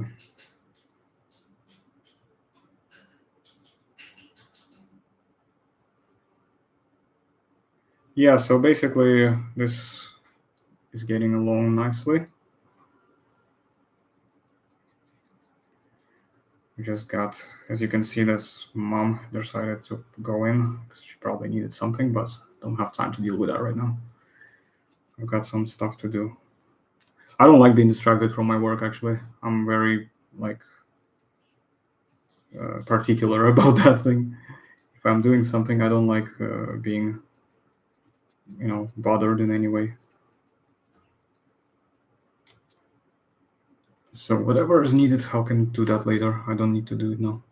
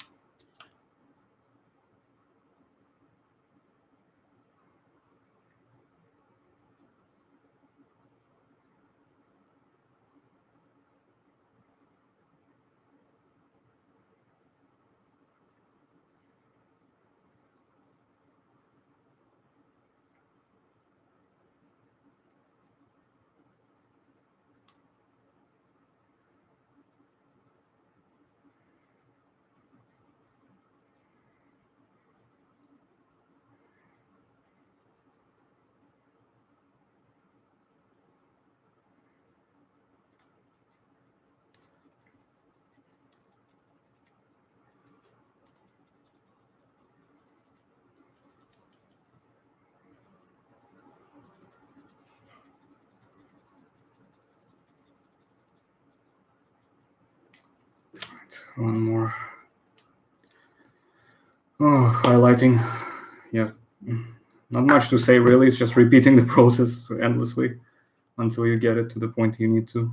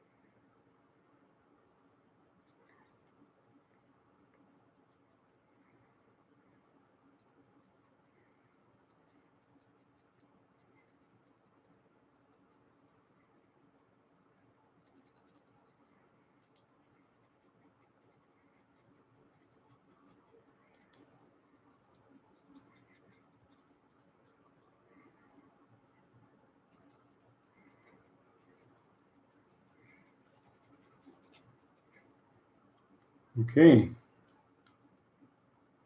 So it's kind of slowly starting to build up the layers.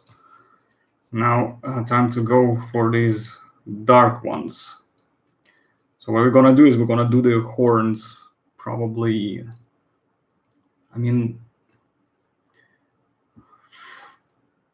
probably gonna do them dark mixed gray with a black, almost black, sort of black and gray, so to speak.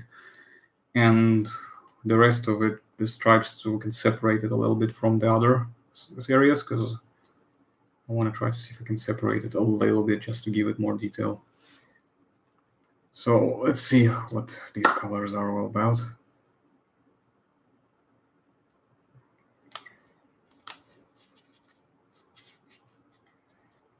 Okay, yeah, so this needs mixing with the black.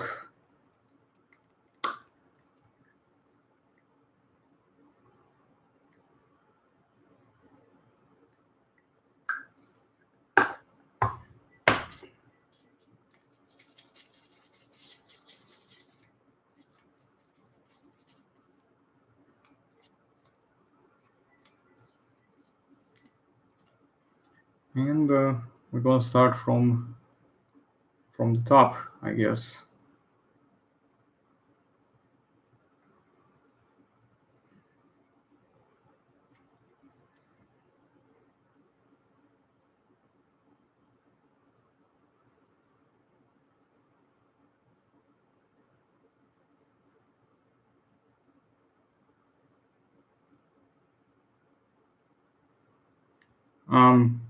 English here, please.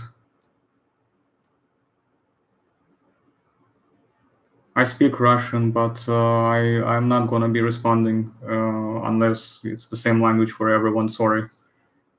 And hello, welcome.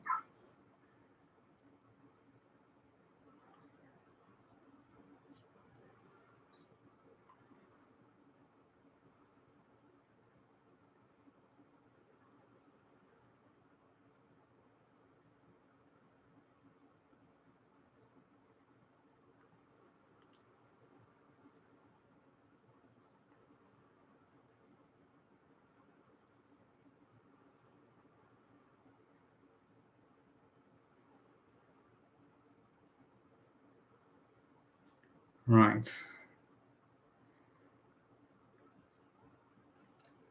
Oh, we need to remember to cover the light green before we get the dark bits here. So we're gonna do the head first, and then after that we're gonna move on to the rest of the areas. So I can get that done.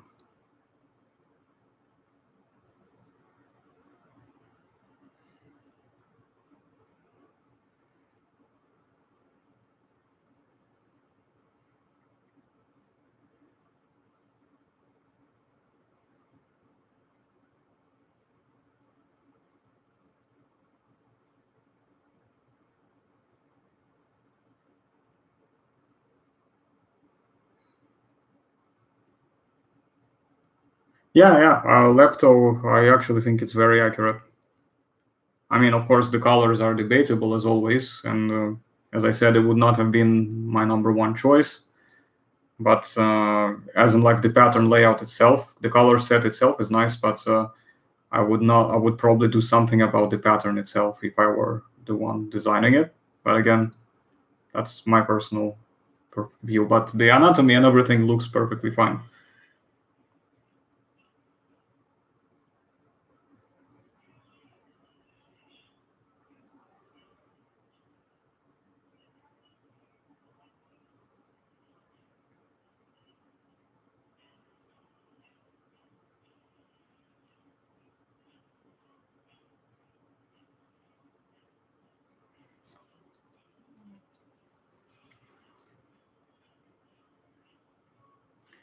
Okay, it's gonna need a lot more. I'm not actually sure what that is. As I said, I'm not really like. I haven't dug into their project very much, as I've only done some of the very well-known things at the time, and I haven't been keeping up. I don't really care, to be honest.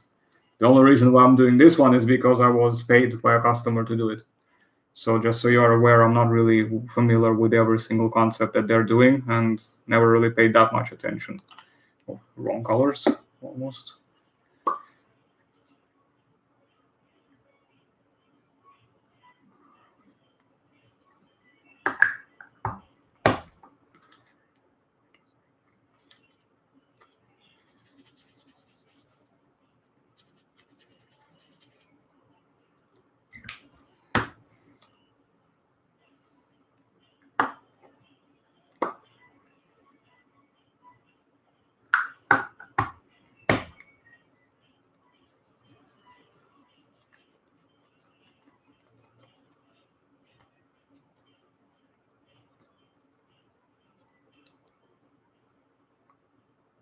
Oh, yeah, sorry.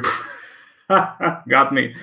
I mean, as I mentioned many times on the channel, I'm terrible with terminology, so you're gonna have to speak to me like, as I like to say, English proper terms, not always the scientific terms, because sometimes I get confused by the terminology. So sorry about that. No, the everything is fine. As I said, everything seems fine. I mean, I've made quite a bit of research as well personally to try to get mine right. And it's pretty much consistent with everything that they've done as well, coincidentally. So I don't know which sources they used for it, but whichever ones I used and whoever I consulted seems to have managed to lead me to very similar results. And these people themselves, by the way, who I consulted, they have nothing to do with their project at all. They're not related to each other. So it's like more independent third party who just came to the same conclusion. And they had very good ways to come to that conclusion too, as in the means that they've done it.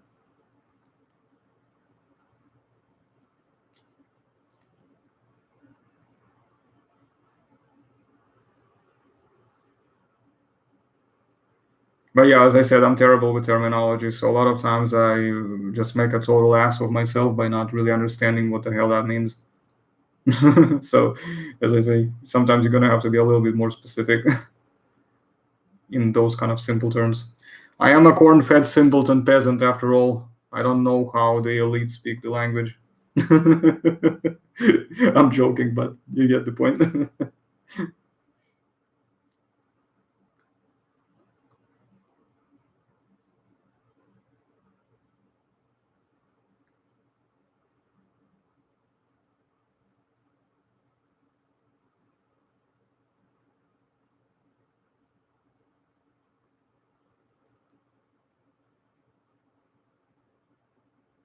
I don't have a web store of my own. You just have to contact me directly. Just let me know what you're interested in, and I'll give you the price. Depends on where you are as well, of course, because there are some areas that I don't deliver to for a variety of reasons. So I'm gonna have to check where you are.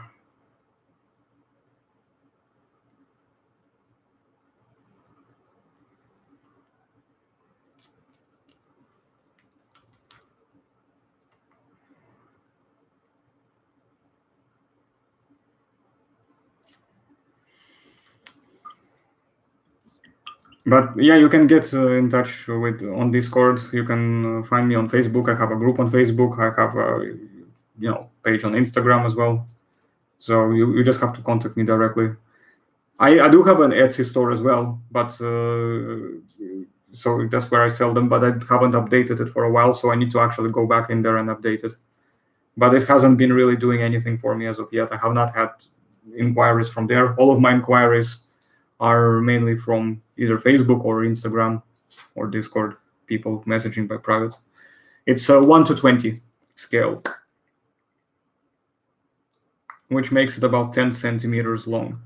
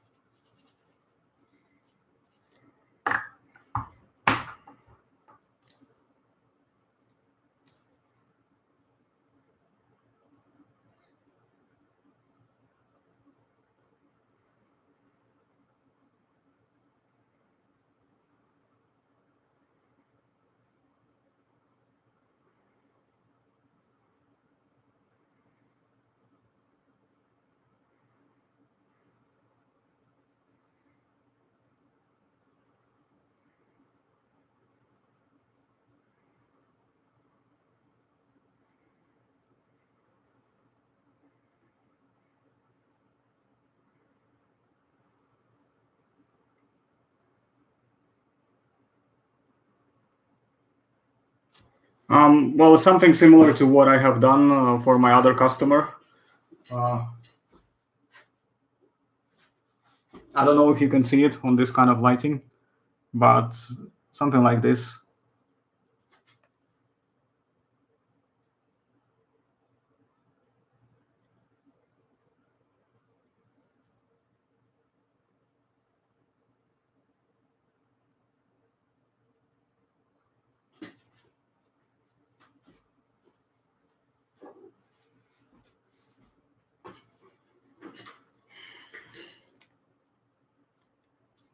Well, I'm not saying that this game is wrong or anything. It's just I just don't particularly find it aesthetically as pleasing as the more kind of, so to speak, simpler looking ones. In contrast, I like to have things that look somewhat simple but with depth of detail itself.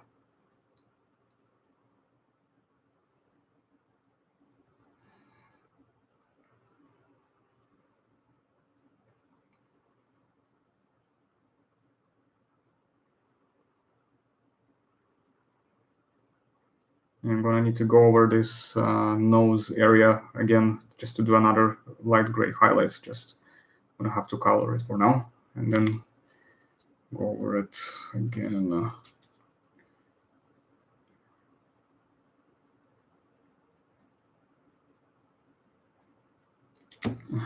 Yeah, this other dark brown and the black paint that I've got seems to be a little bit running out of its expiry. Or maybe I have left it open for so long a while back and it dried up a little bit in some areas. It's almost 2 hours now, Jesus. Yeah, well, we're nearly done. We're getting there.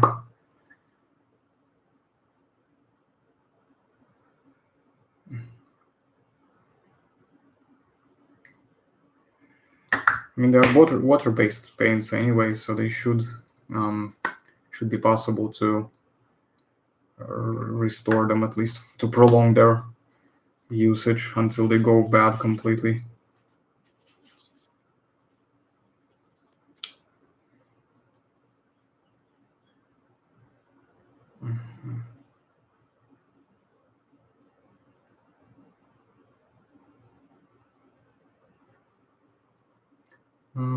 Okay.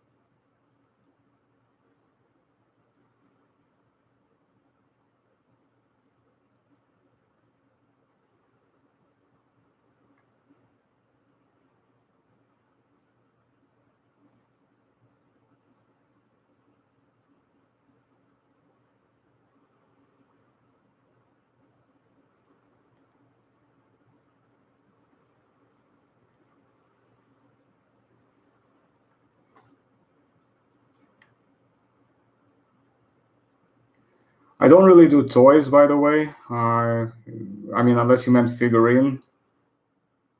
But I don't really know because I don't really have a whole lot left. I sold some of them because I needed money and because I really am not really that interested. I'm not really that into toys or figurines themselves. I'm a model kit builder and collector and a hobbyist. So those kind of things are a little bit outside of my area. But I might do a couple later on sometime, and we'll see what happens. But yeah, as of recently, I've been pretty much, mostly focusing on model kits, building, sculpting, painting, stuff like that. I find it a lot more interesting than doing anything with the toys, to be honest, or figurines, because that's a bit too mainstream for me. I like something a bit more engaging.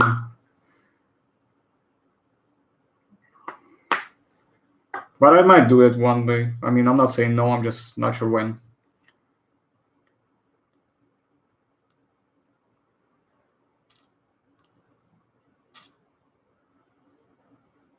Okay.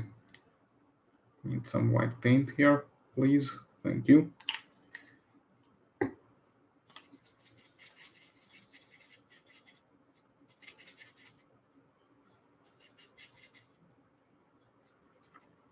So I just need to do another repeated area of highlights on the top of the nose right there.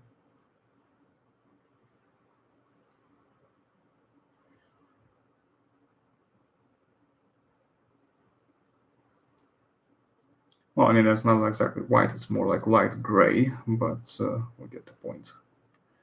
And once it's done, we can then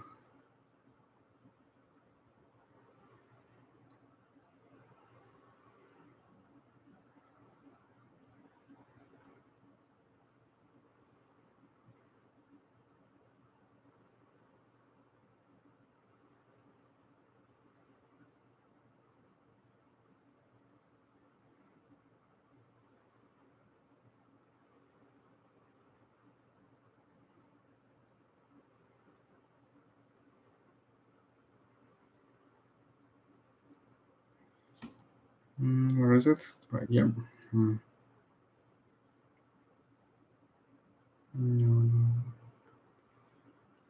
Come on. Yes. Oh, this is more or less what I'm doing. I don't know. It's hard to compare it to the original image because of, as I said, camera just being dumb. But this is roughly what it looks like.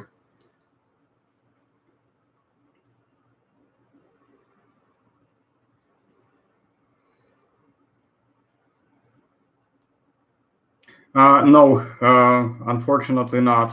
Russia shipping and Ukraine and those ex-USSR countries that are basically not part of the European Union, I do not ship there because it's unreliable. I've had a lot of negative experiences, and you know, it's gonna cost a crap ton of money just to ship something even as small as this, just to make sure that it securely gets there.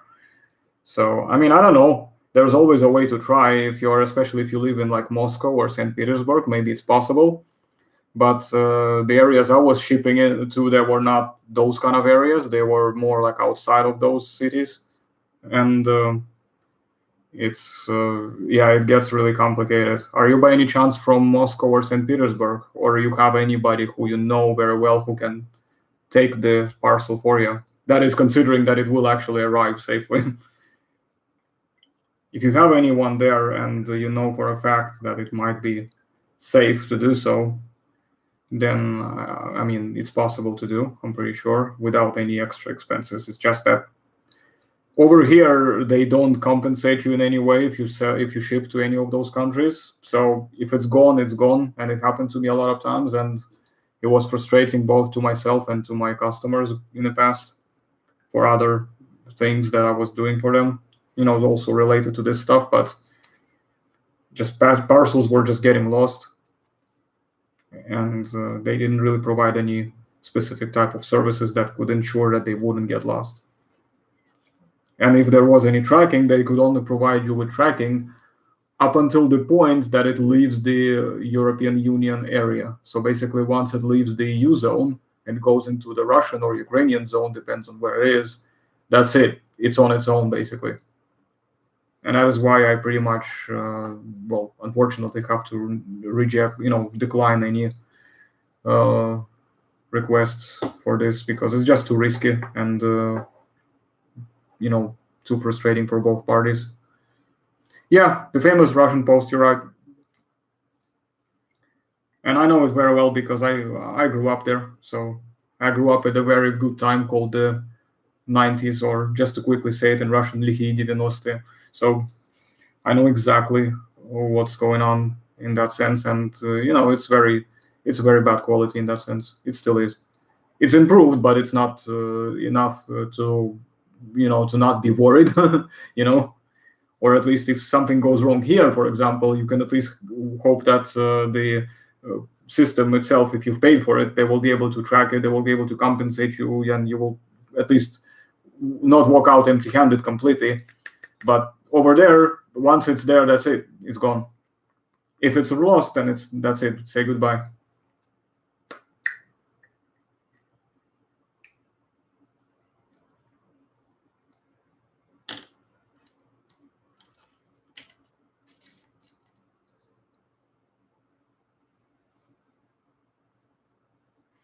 Yeah, I mean, that's a shame. But yeah, if you know somebody who lives in Moscow and you know for a fact that the said person or people are reliable to, so you can try to post it on their address and then collect it from them later.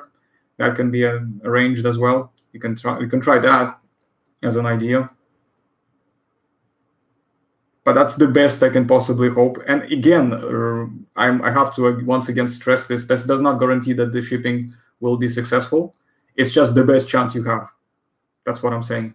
So it means you're still not going to guarantee that it's going to go well. It's just that you have more chance of not losing your parcel in the process.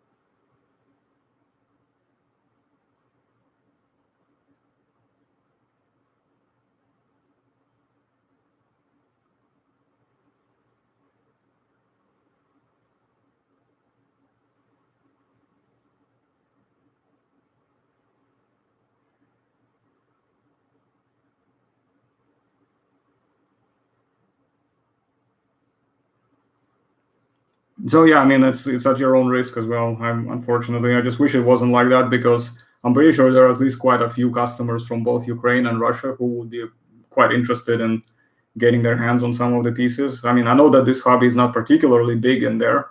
I know it for a fact, and but there's still a few people out there that you can still do it. And if it was actually possible to ship without any problems, maybe the hobby would have become a lot more popular than it is. I'm pretty sure it would have been the case if it was safe to do so. Because I think partially one of the reasons why it's not very popular as well is because it's just simply not reliable to ship. And most of these things, when you collect these kind of items and purchase them, you pretty much rely a lot on shipping, because a lot of these things you will not be buying in person, because most of these things they're sold online.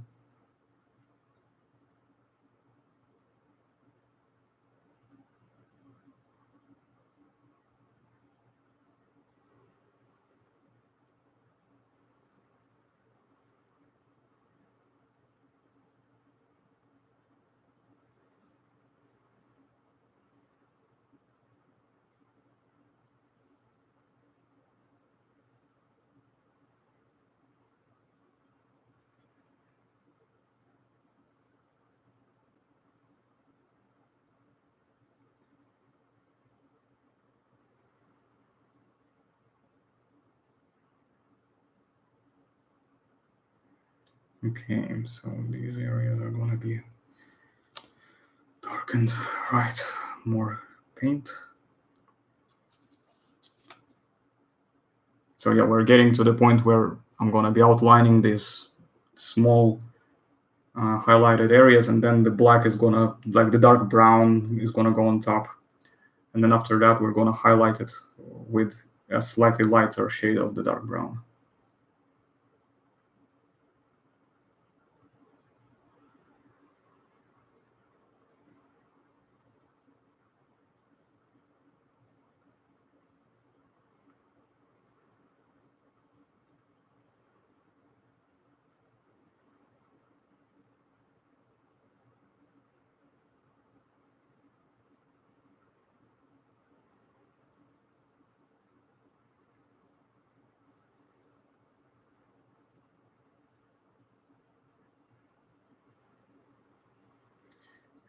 Yeah. This is why I don't like this zigzag type of, you know, schemes, because they're just all over the place. I mean, no disrespect, of course, but it's just like it is all over the place. I'm sorry, but it is.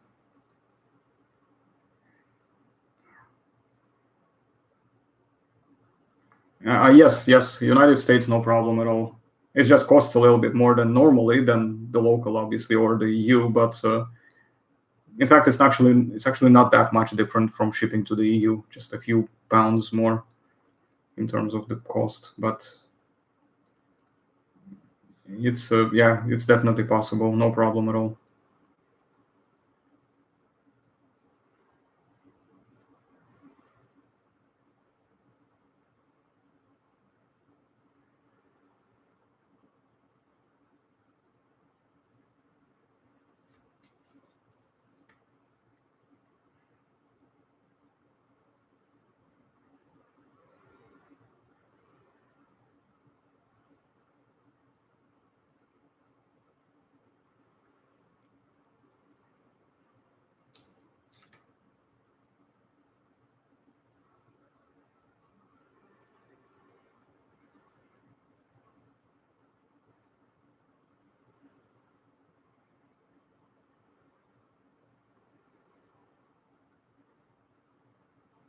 Okay.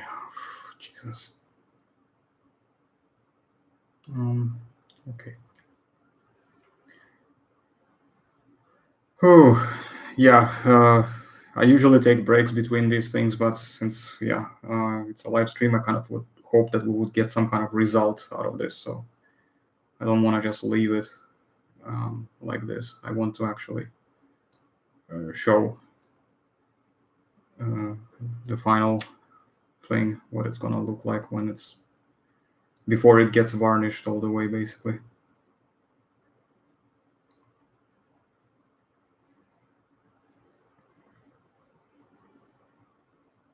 So this is just the green bits here, which you should not really pay that much attention to because some of it's gonna be covered up by the darker colors.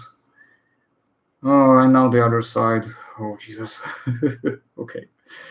Right, I'm sorry. I should be very patient. This color scheme is just absolutely killing me. And my concentration as well. Okay, where am I? What am I doing? Yeah, here. We got this. We got this. Yes.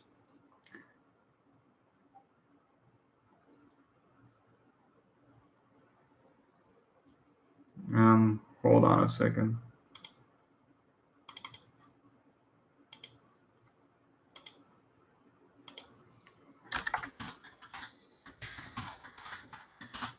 Um, right.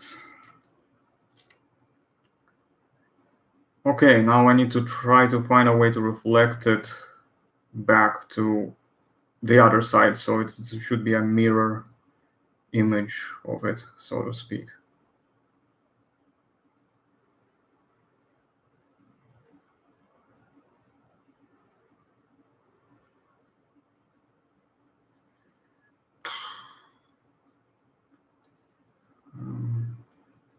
Just need to put all of these light green here because otherwise it's gonna get confusing.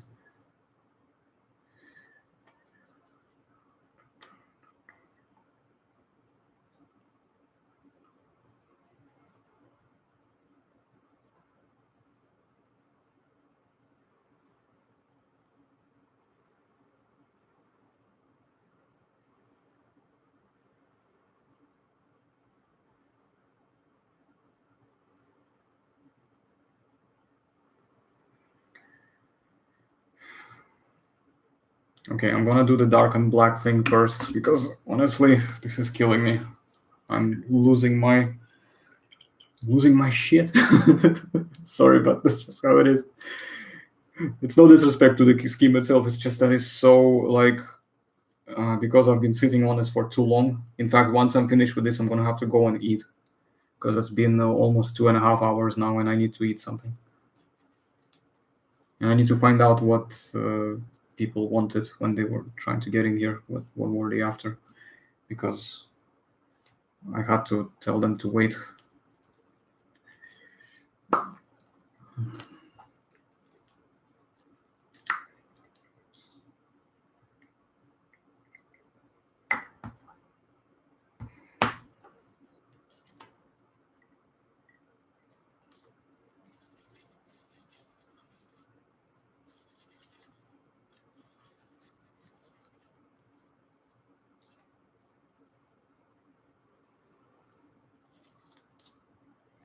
So let's see.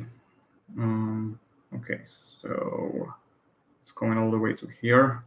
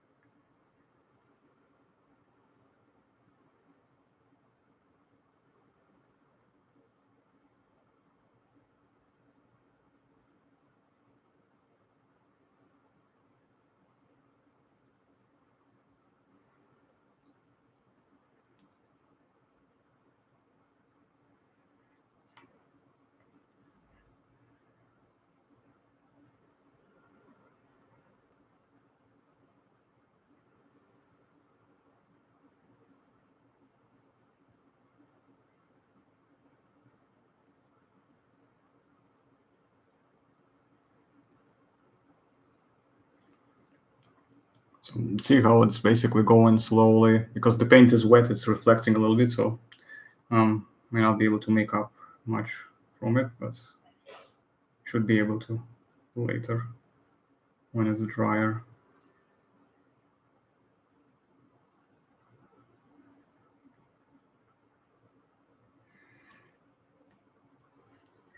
That should be closed.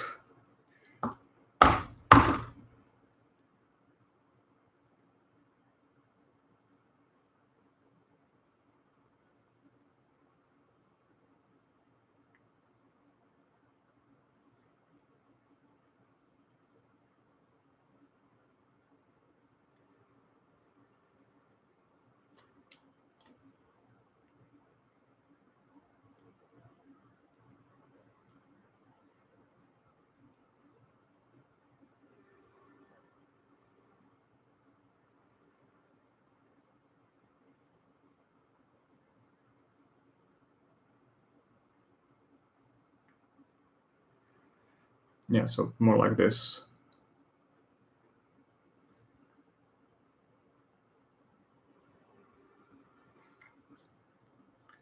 Of course, when it's half made, it doesn't really give you any sort of idea what it's all about until you get to the point where it gets more completed in terms of the pattern.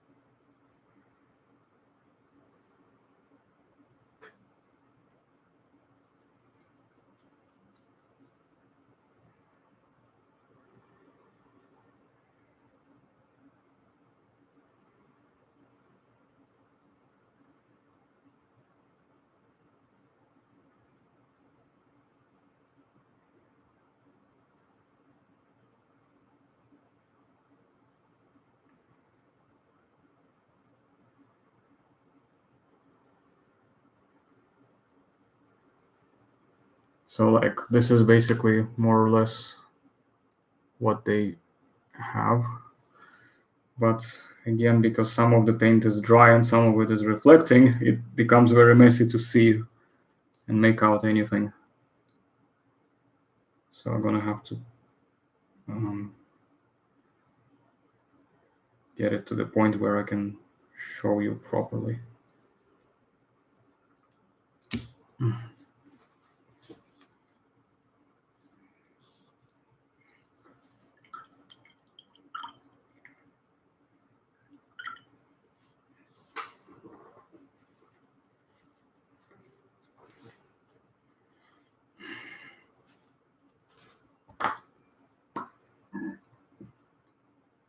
Oh, Jesus.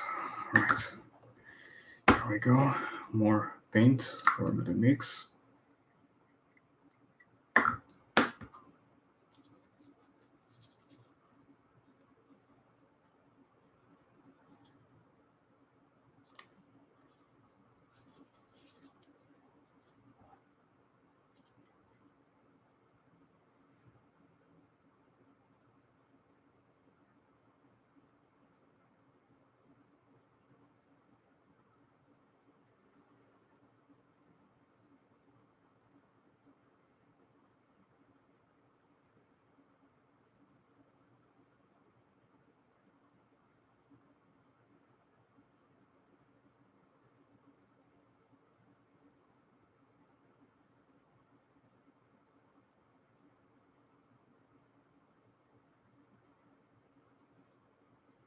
Oh, six of you still sitting here watching this. Nice.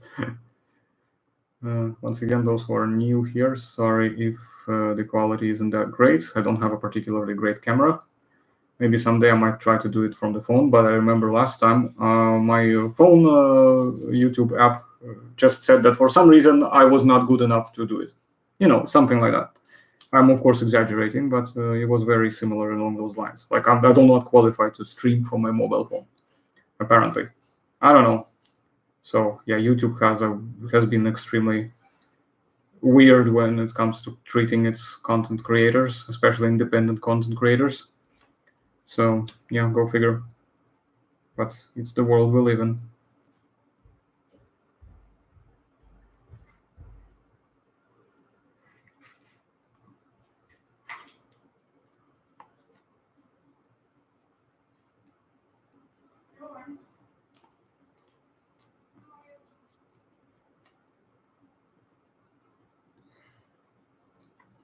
So yeah.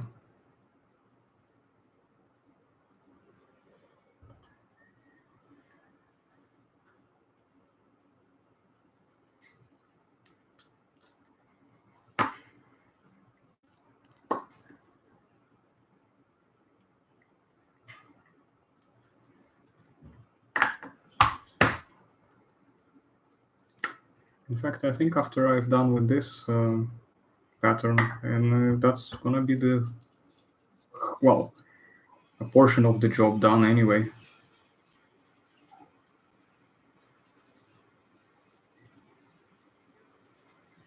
I don't even think there is any need to highlight it. I mean, it looks the dark brown is sufficient, but I don't know, probably not. I don't know. I need to see what it looks like once it's done first, and then see if there's any need to do any more highlight. Maybe I might do highlights just to give it a bit more depth, because I do want it to look very good, for the customer.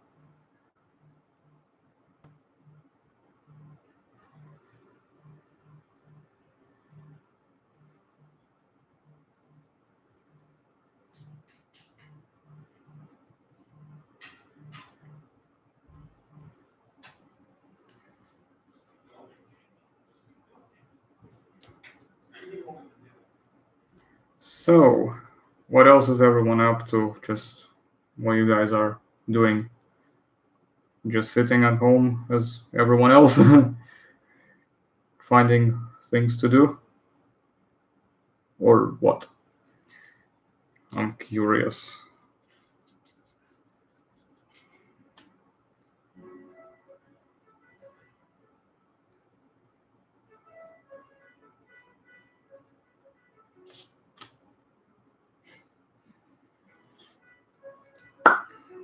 Okay.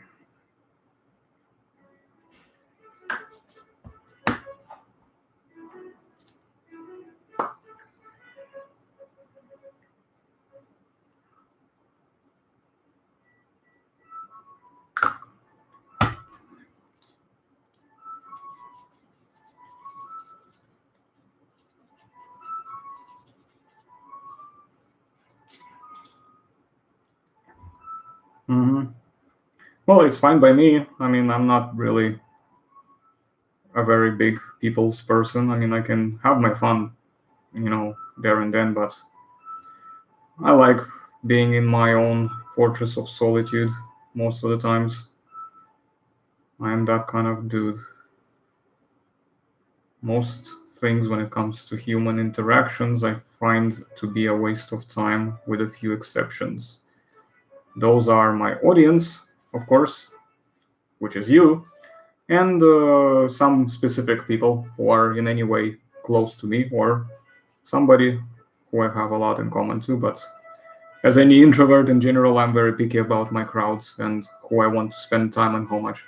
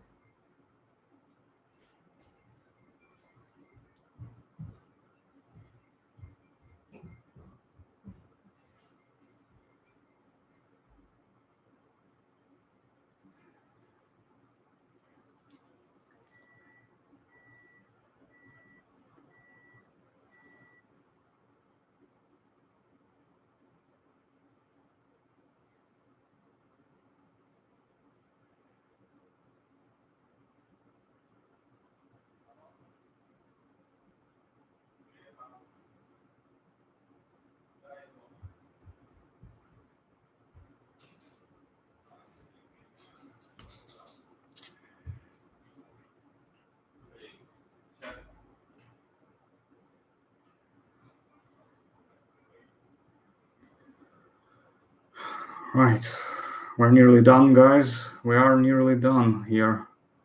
It's only a few more touches to finish, and it's actually going to be ready, more or less.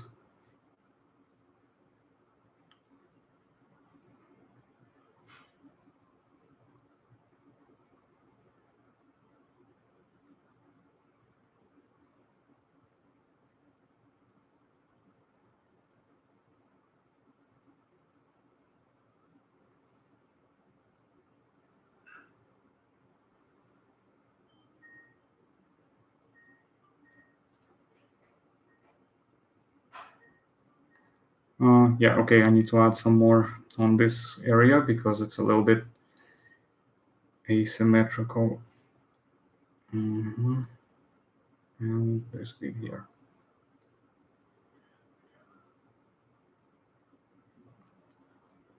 And then when I do the light green, I'll add a little bit more gaps in there as well.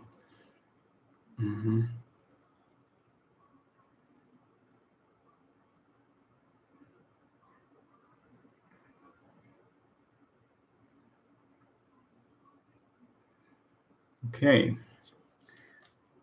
we are getting there.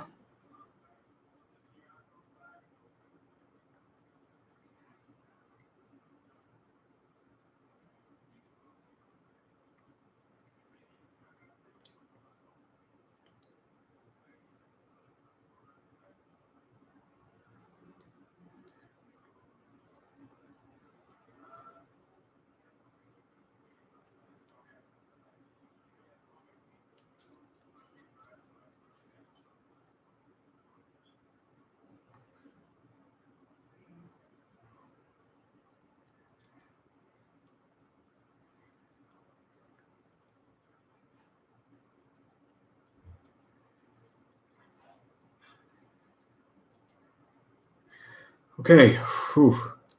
Now just a few light green highlights around the areas, and oh, guys, we're nearly done, truly. And I mean, we really are nearly done. To do light green highlights, then we're gonna do a few brownish type, dark brownish highlights, and that's it. Okay, cool. Thanks for coming, mate. Have a good one.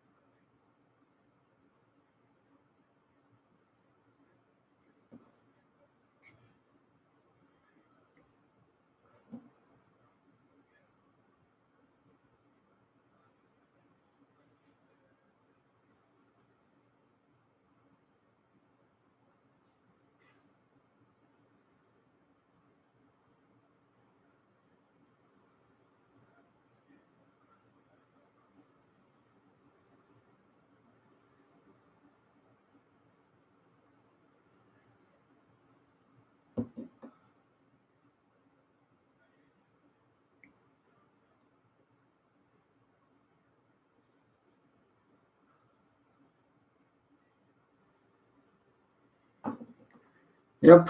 Thanks very much, everyone, as well, for staying longer than everyone. Of course, everybody who had to go had to go. You know, as Ian Malcolm says, when you gotta go, you gotta go. But those who stayed all the way, absolute fucking legends. Just wanted you to know that.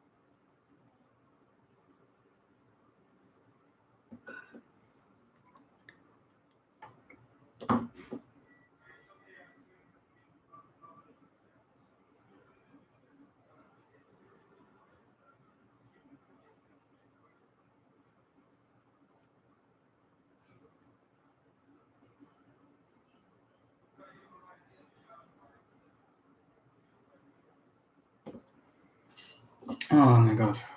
I need to distance a little bit because without distancing, sometimes it's just so hard to really see what the hell is going on. Okay, this is actually a good way to tell how long it might take me to paint something without actually standing up for a break. And mind you, I'm actually pretty damn tired already, but I really want to finish this just so we can finish the stream on a note where I can actually show a complete piece of work. That's the kind of idea that I'm all about here. That's what I want to try to do.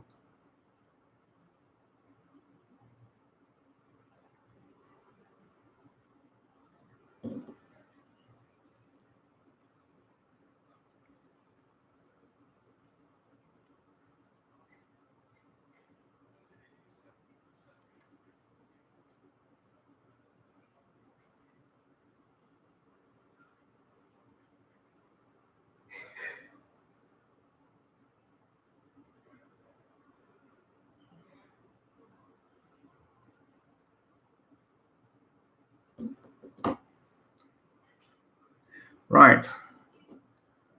3 of you now. Okay, no problem. Just checking to see what's going on.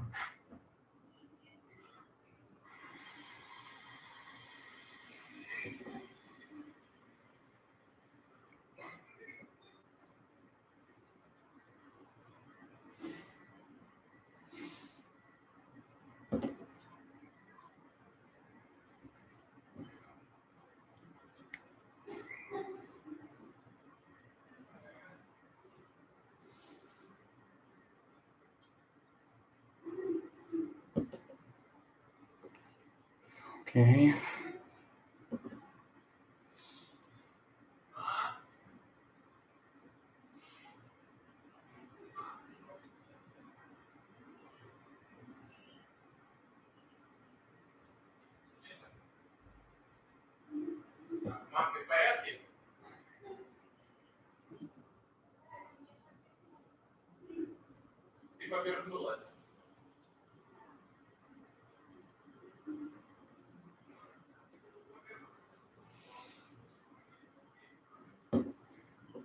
So, okay, this side is more or less done, and that's basically what it looks like. Might have to put some black patches in between, actually. I just realized that there are a few areas that need to be done that way as well.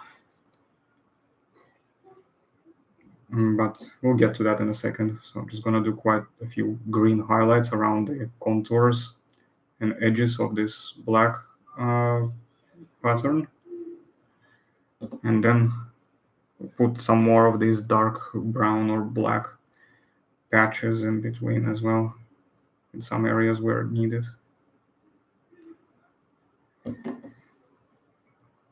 But overall, guys, we're nearly finished, literally nearly finished.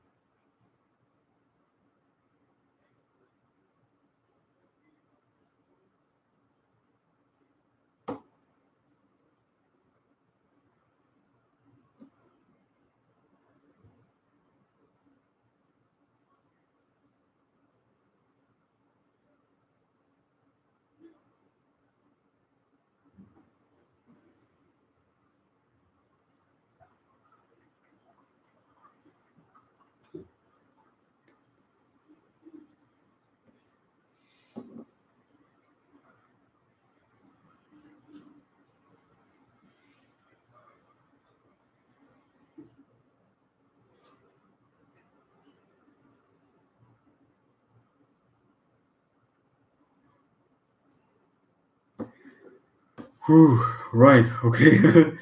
We're almost there. I'm gonna make it. I'm gonna make it. I'm not stopping. Not stopping.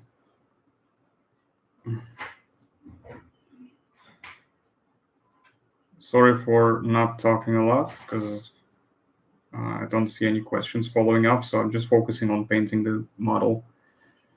So if you want to, of course, chime in with anything, feel free. I'll respond to it, but I'm just trying to get this model finished, and it's actually almost there.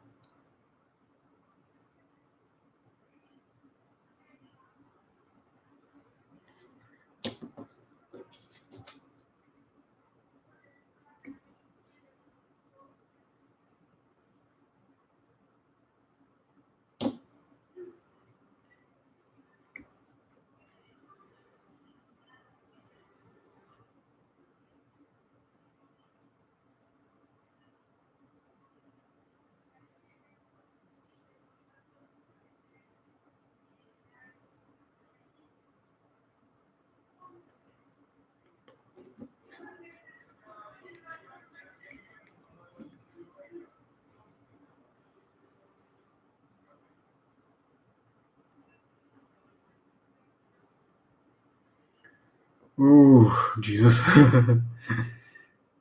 Right. Oh.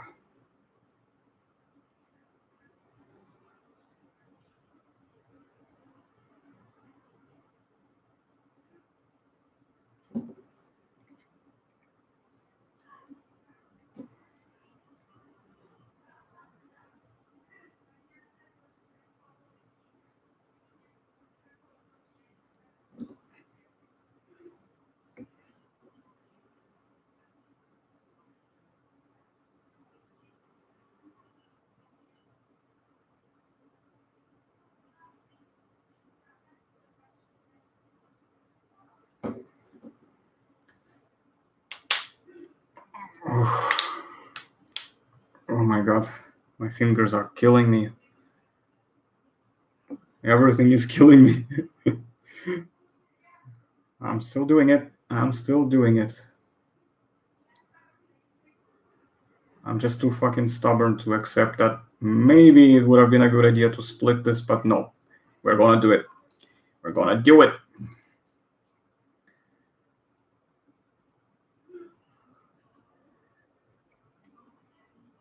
Right.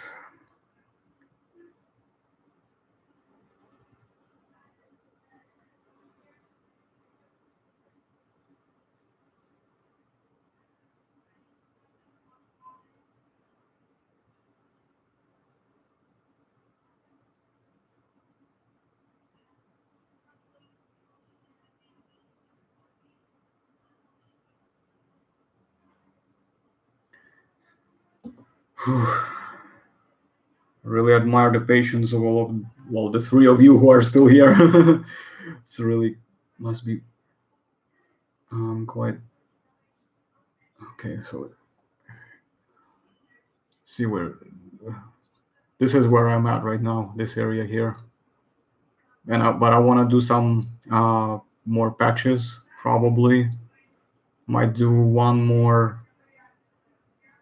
here, and maybe here, and maybe here, or maybe under this bit. So it may not be exact carbon copy, of course, of the color scheme from Sorian, but it's kind of very, very close to it, as you can see.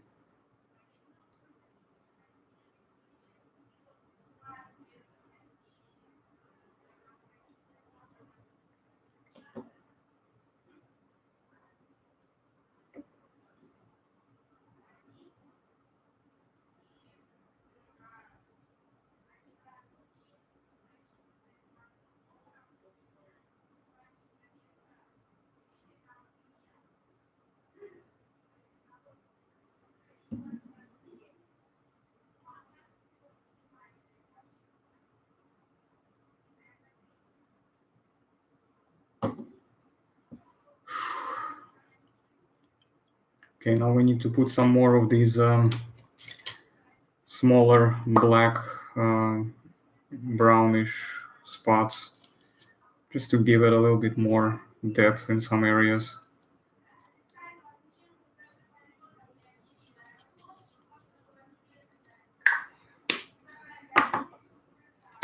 And then will be the last touch is to do the dark brown highlights over these dark areas. And that will be it. So no worries, guys, we'll make it.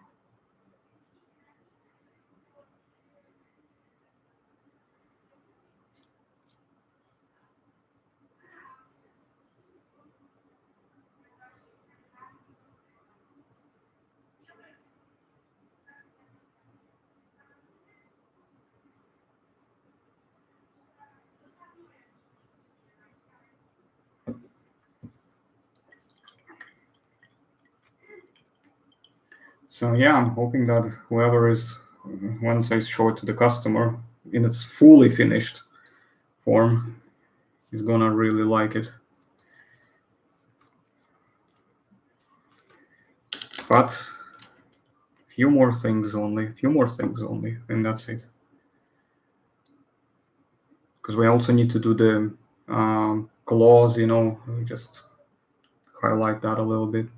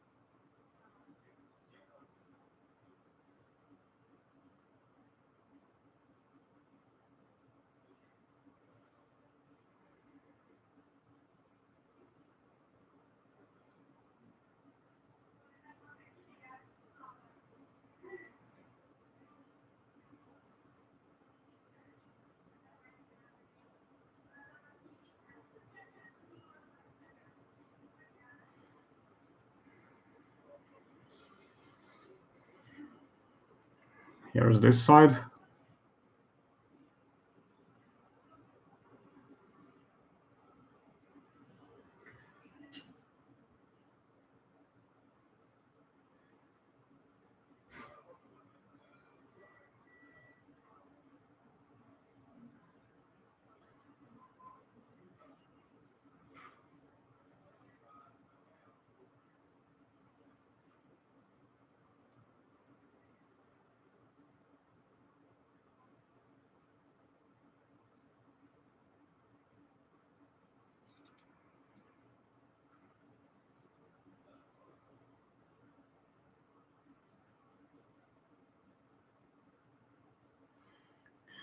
Okay, pattern is done, guys. It's done. Now a few minor highlights on the black areas with the dark brownish, just a little bit. And I think this will definitely be at this point, and of course the little claws, and that's it. That will be it. So now we need to put this brown color here. It's a little bit too light for this purpose, I think. So we need to maybe mix it a little bit with the black. I'll probably do that just to, but not as much as before, just a little bit. And it's going to be very, very dry brush sort of highlight.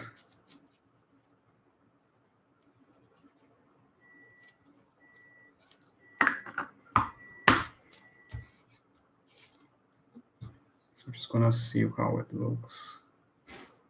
No, it actually does need a bit more brown, to be honest. Otherwise, it's not going to stand out.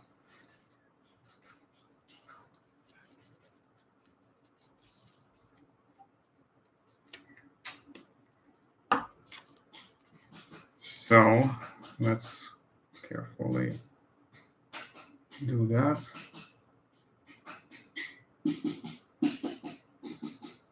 Sorry about the noise.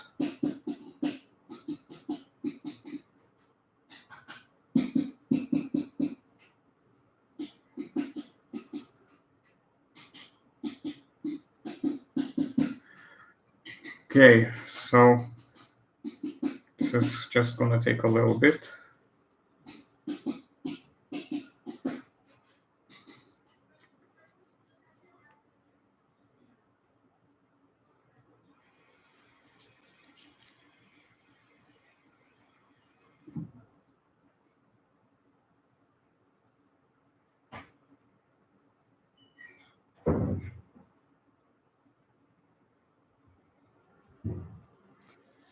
What I can do, maybe some areas on the beak and mouth areas, just highlight them a bit more with brown to put it aside from the actual beak itself, which is gonna be black.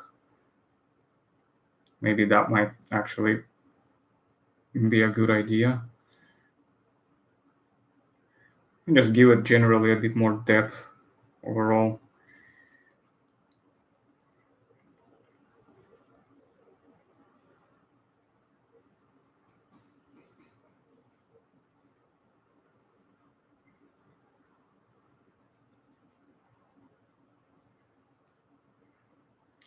Why am I seeing there's like a tiny dot that has no paint in it for some reason? Let me just quickly patch that up.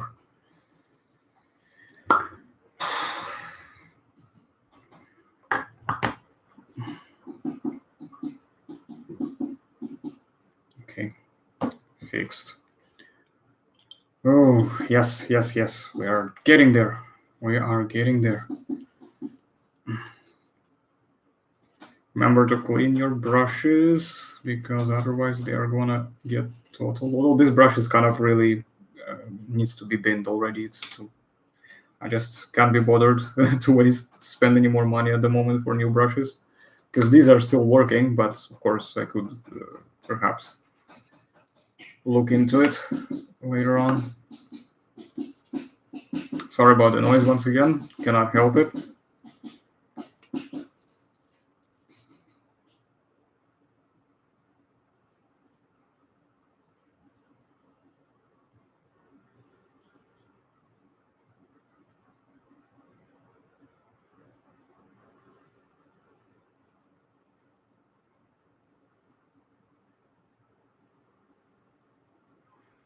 Just some light, dark brownish highlights here, just to give it more depth of texture on the scaly skin and separate it a bit from the beak. And then we're gonna do a black on the beak itself and on the actual claws as well.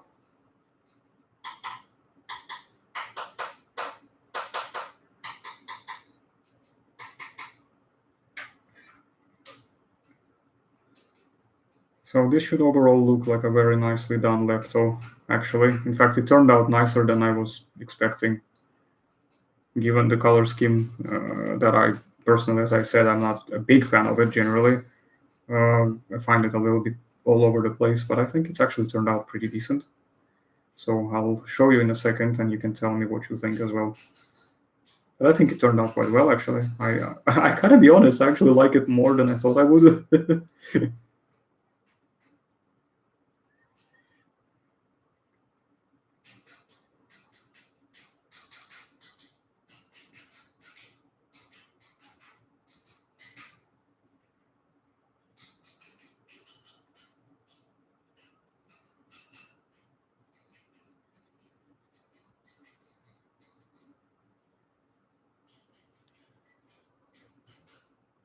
Okay, now let's get the black areas highlighted.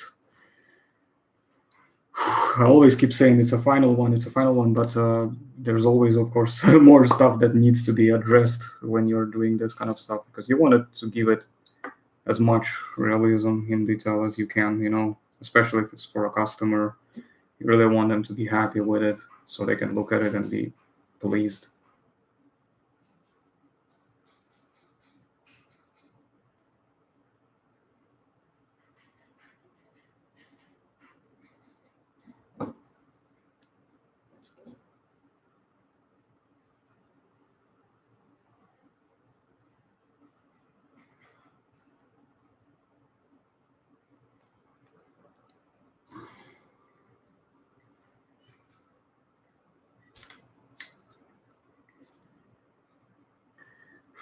Sorry guys, just mixing some colors here.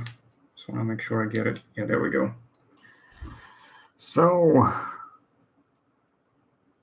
last bits remaining.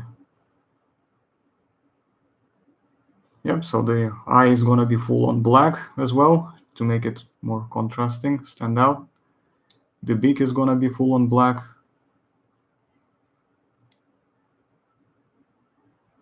Or just, kind of highlighted. Doesn't have to be full on black, but we can do it full on black as well.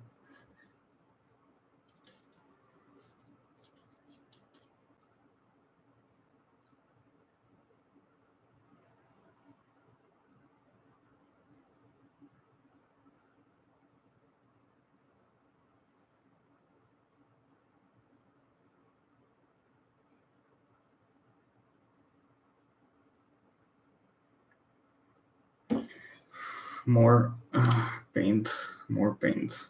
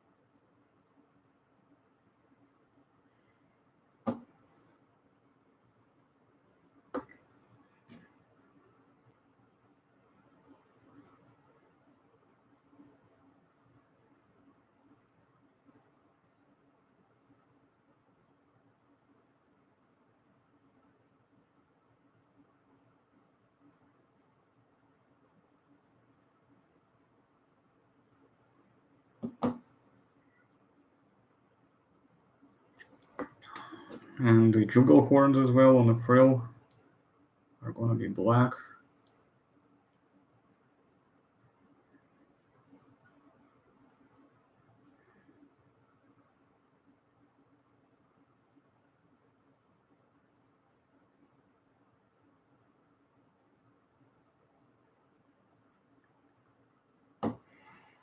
Or like that guy from, what's his name?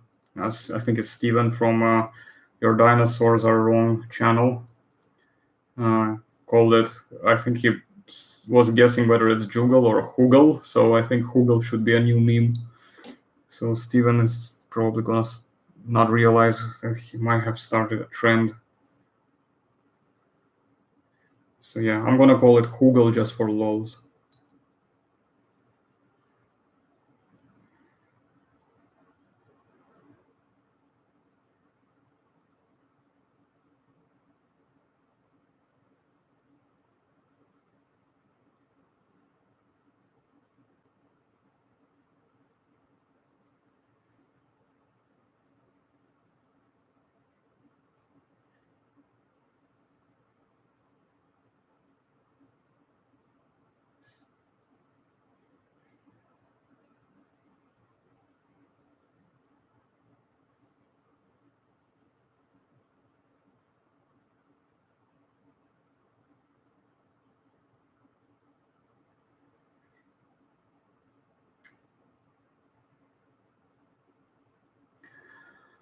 Whew. This is almost done, guys. I promise you, this is it. Because all things to do after that is just basically do the varnishing. So first it's gonna be the satin varnish, and then after that, once it's dry, do a highly gloss varnish in the eyes, and that's it. This is what ultimately brings it all to life once you even out the colors, and then you bring out the ones that need to be stood out a little bit more.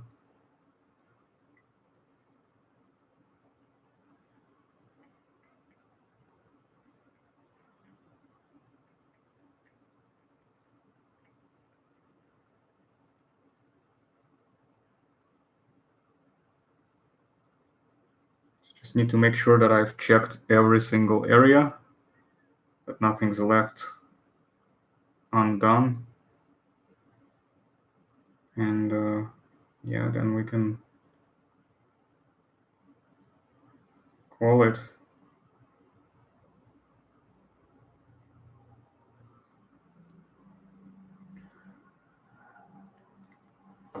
So I'm just gonna close this.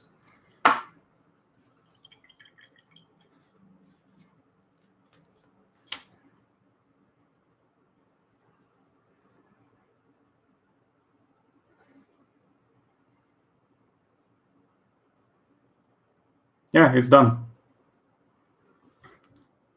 Finished.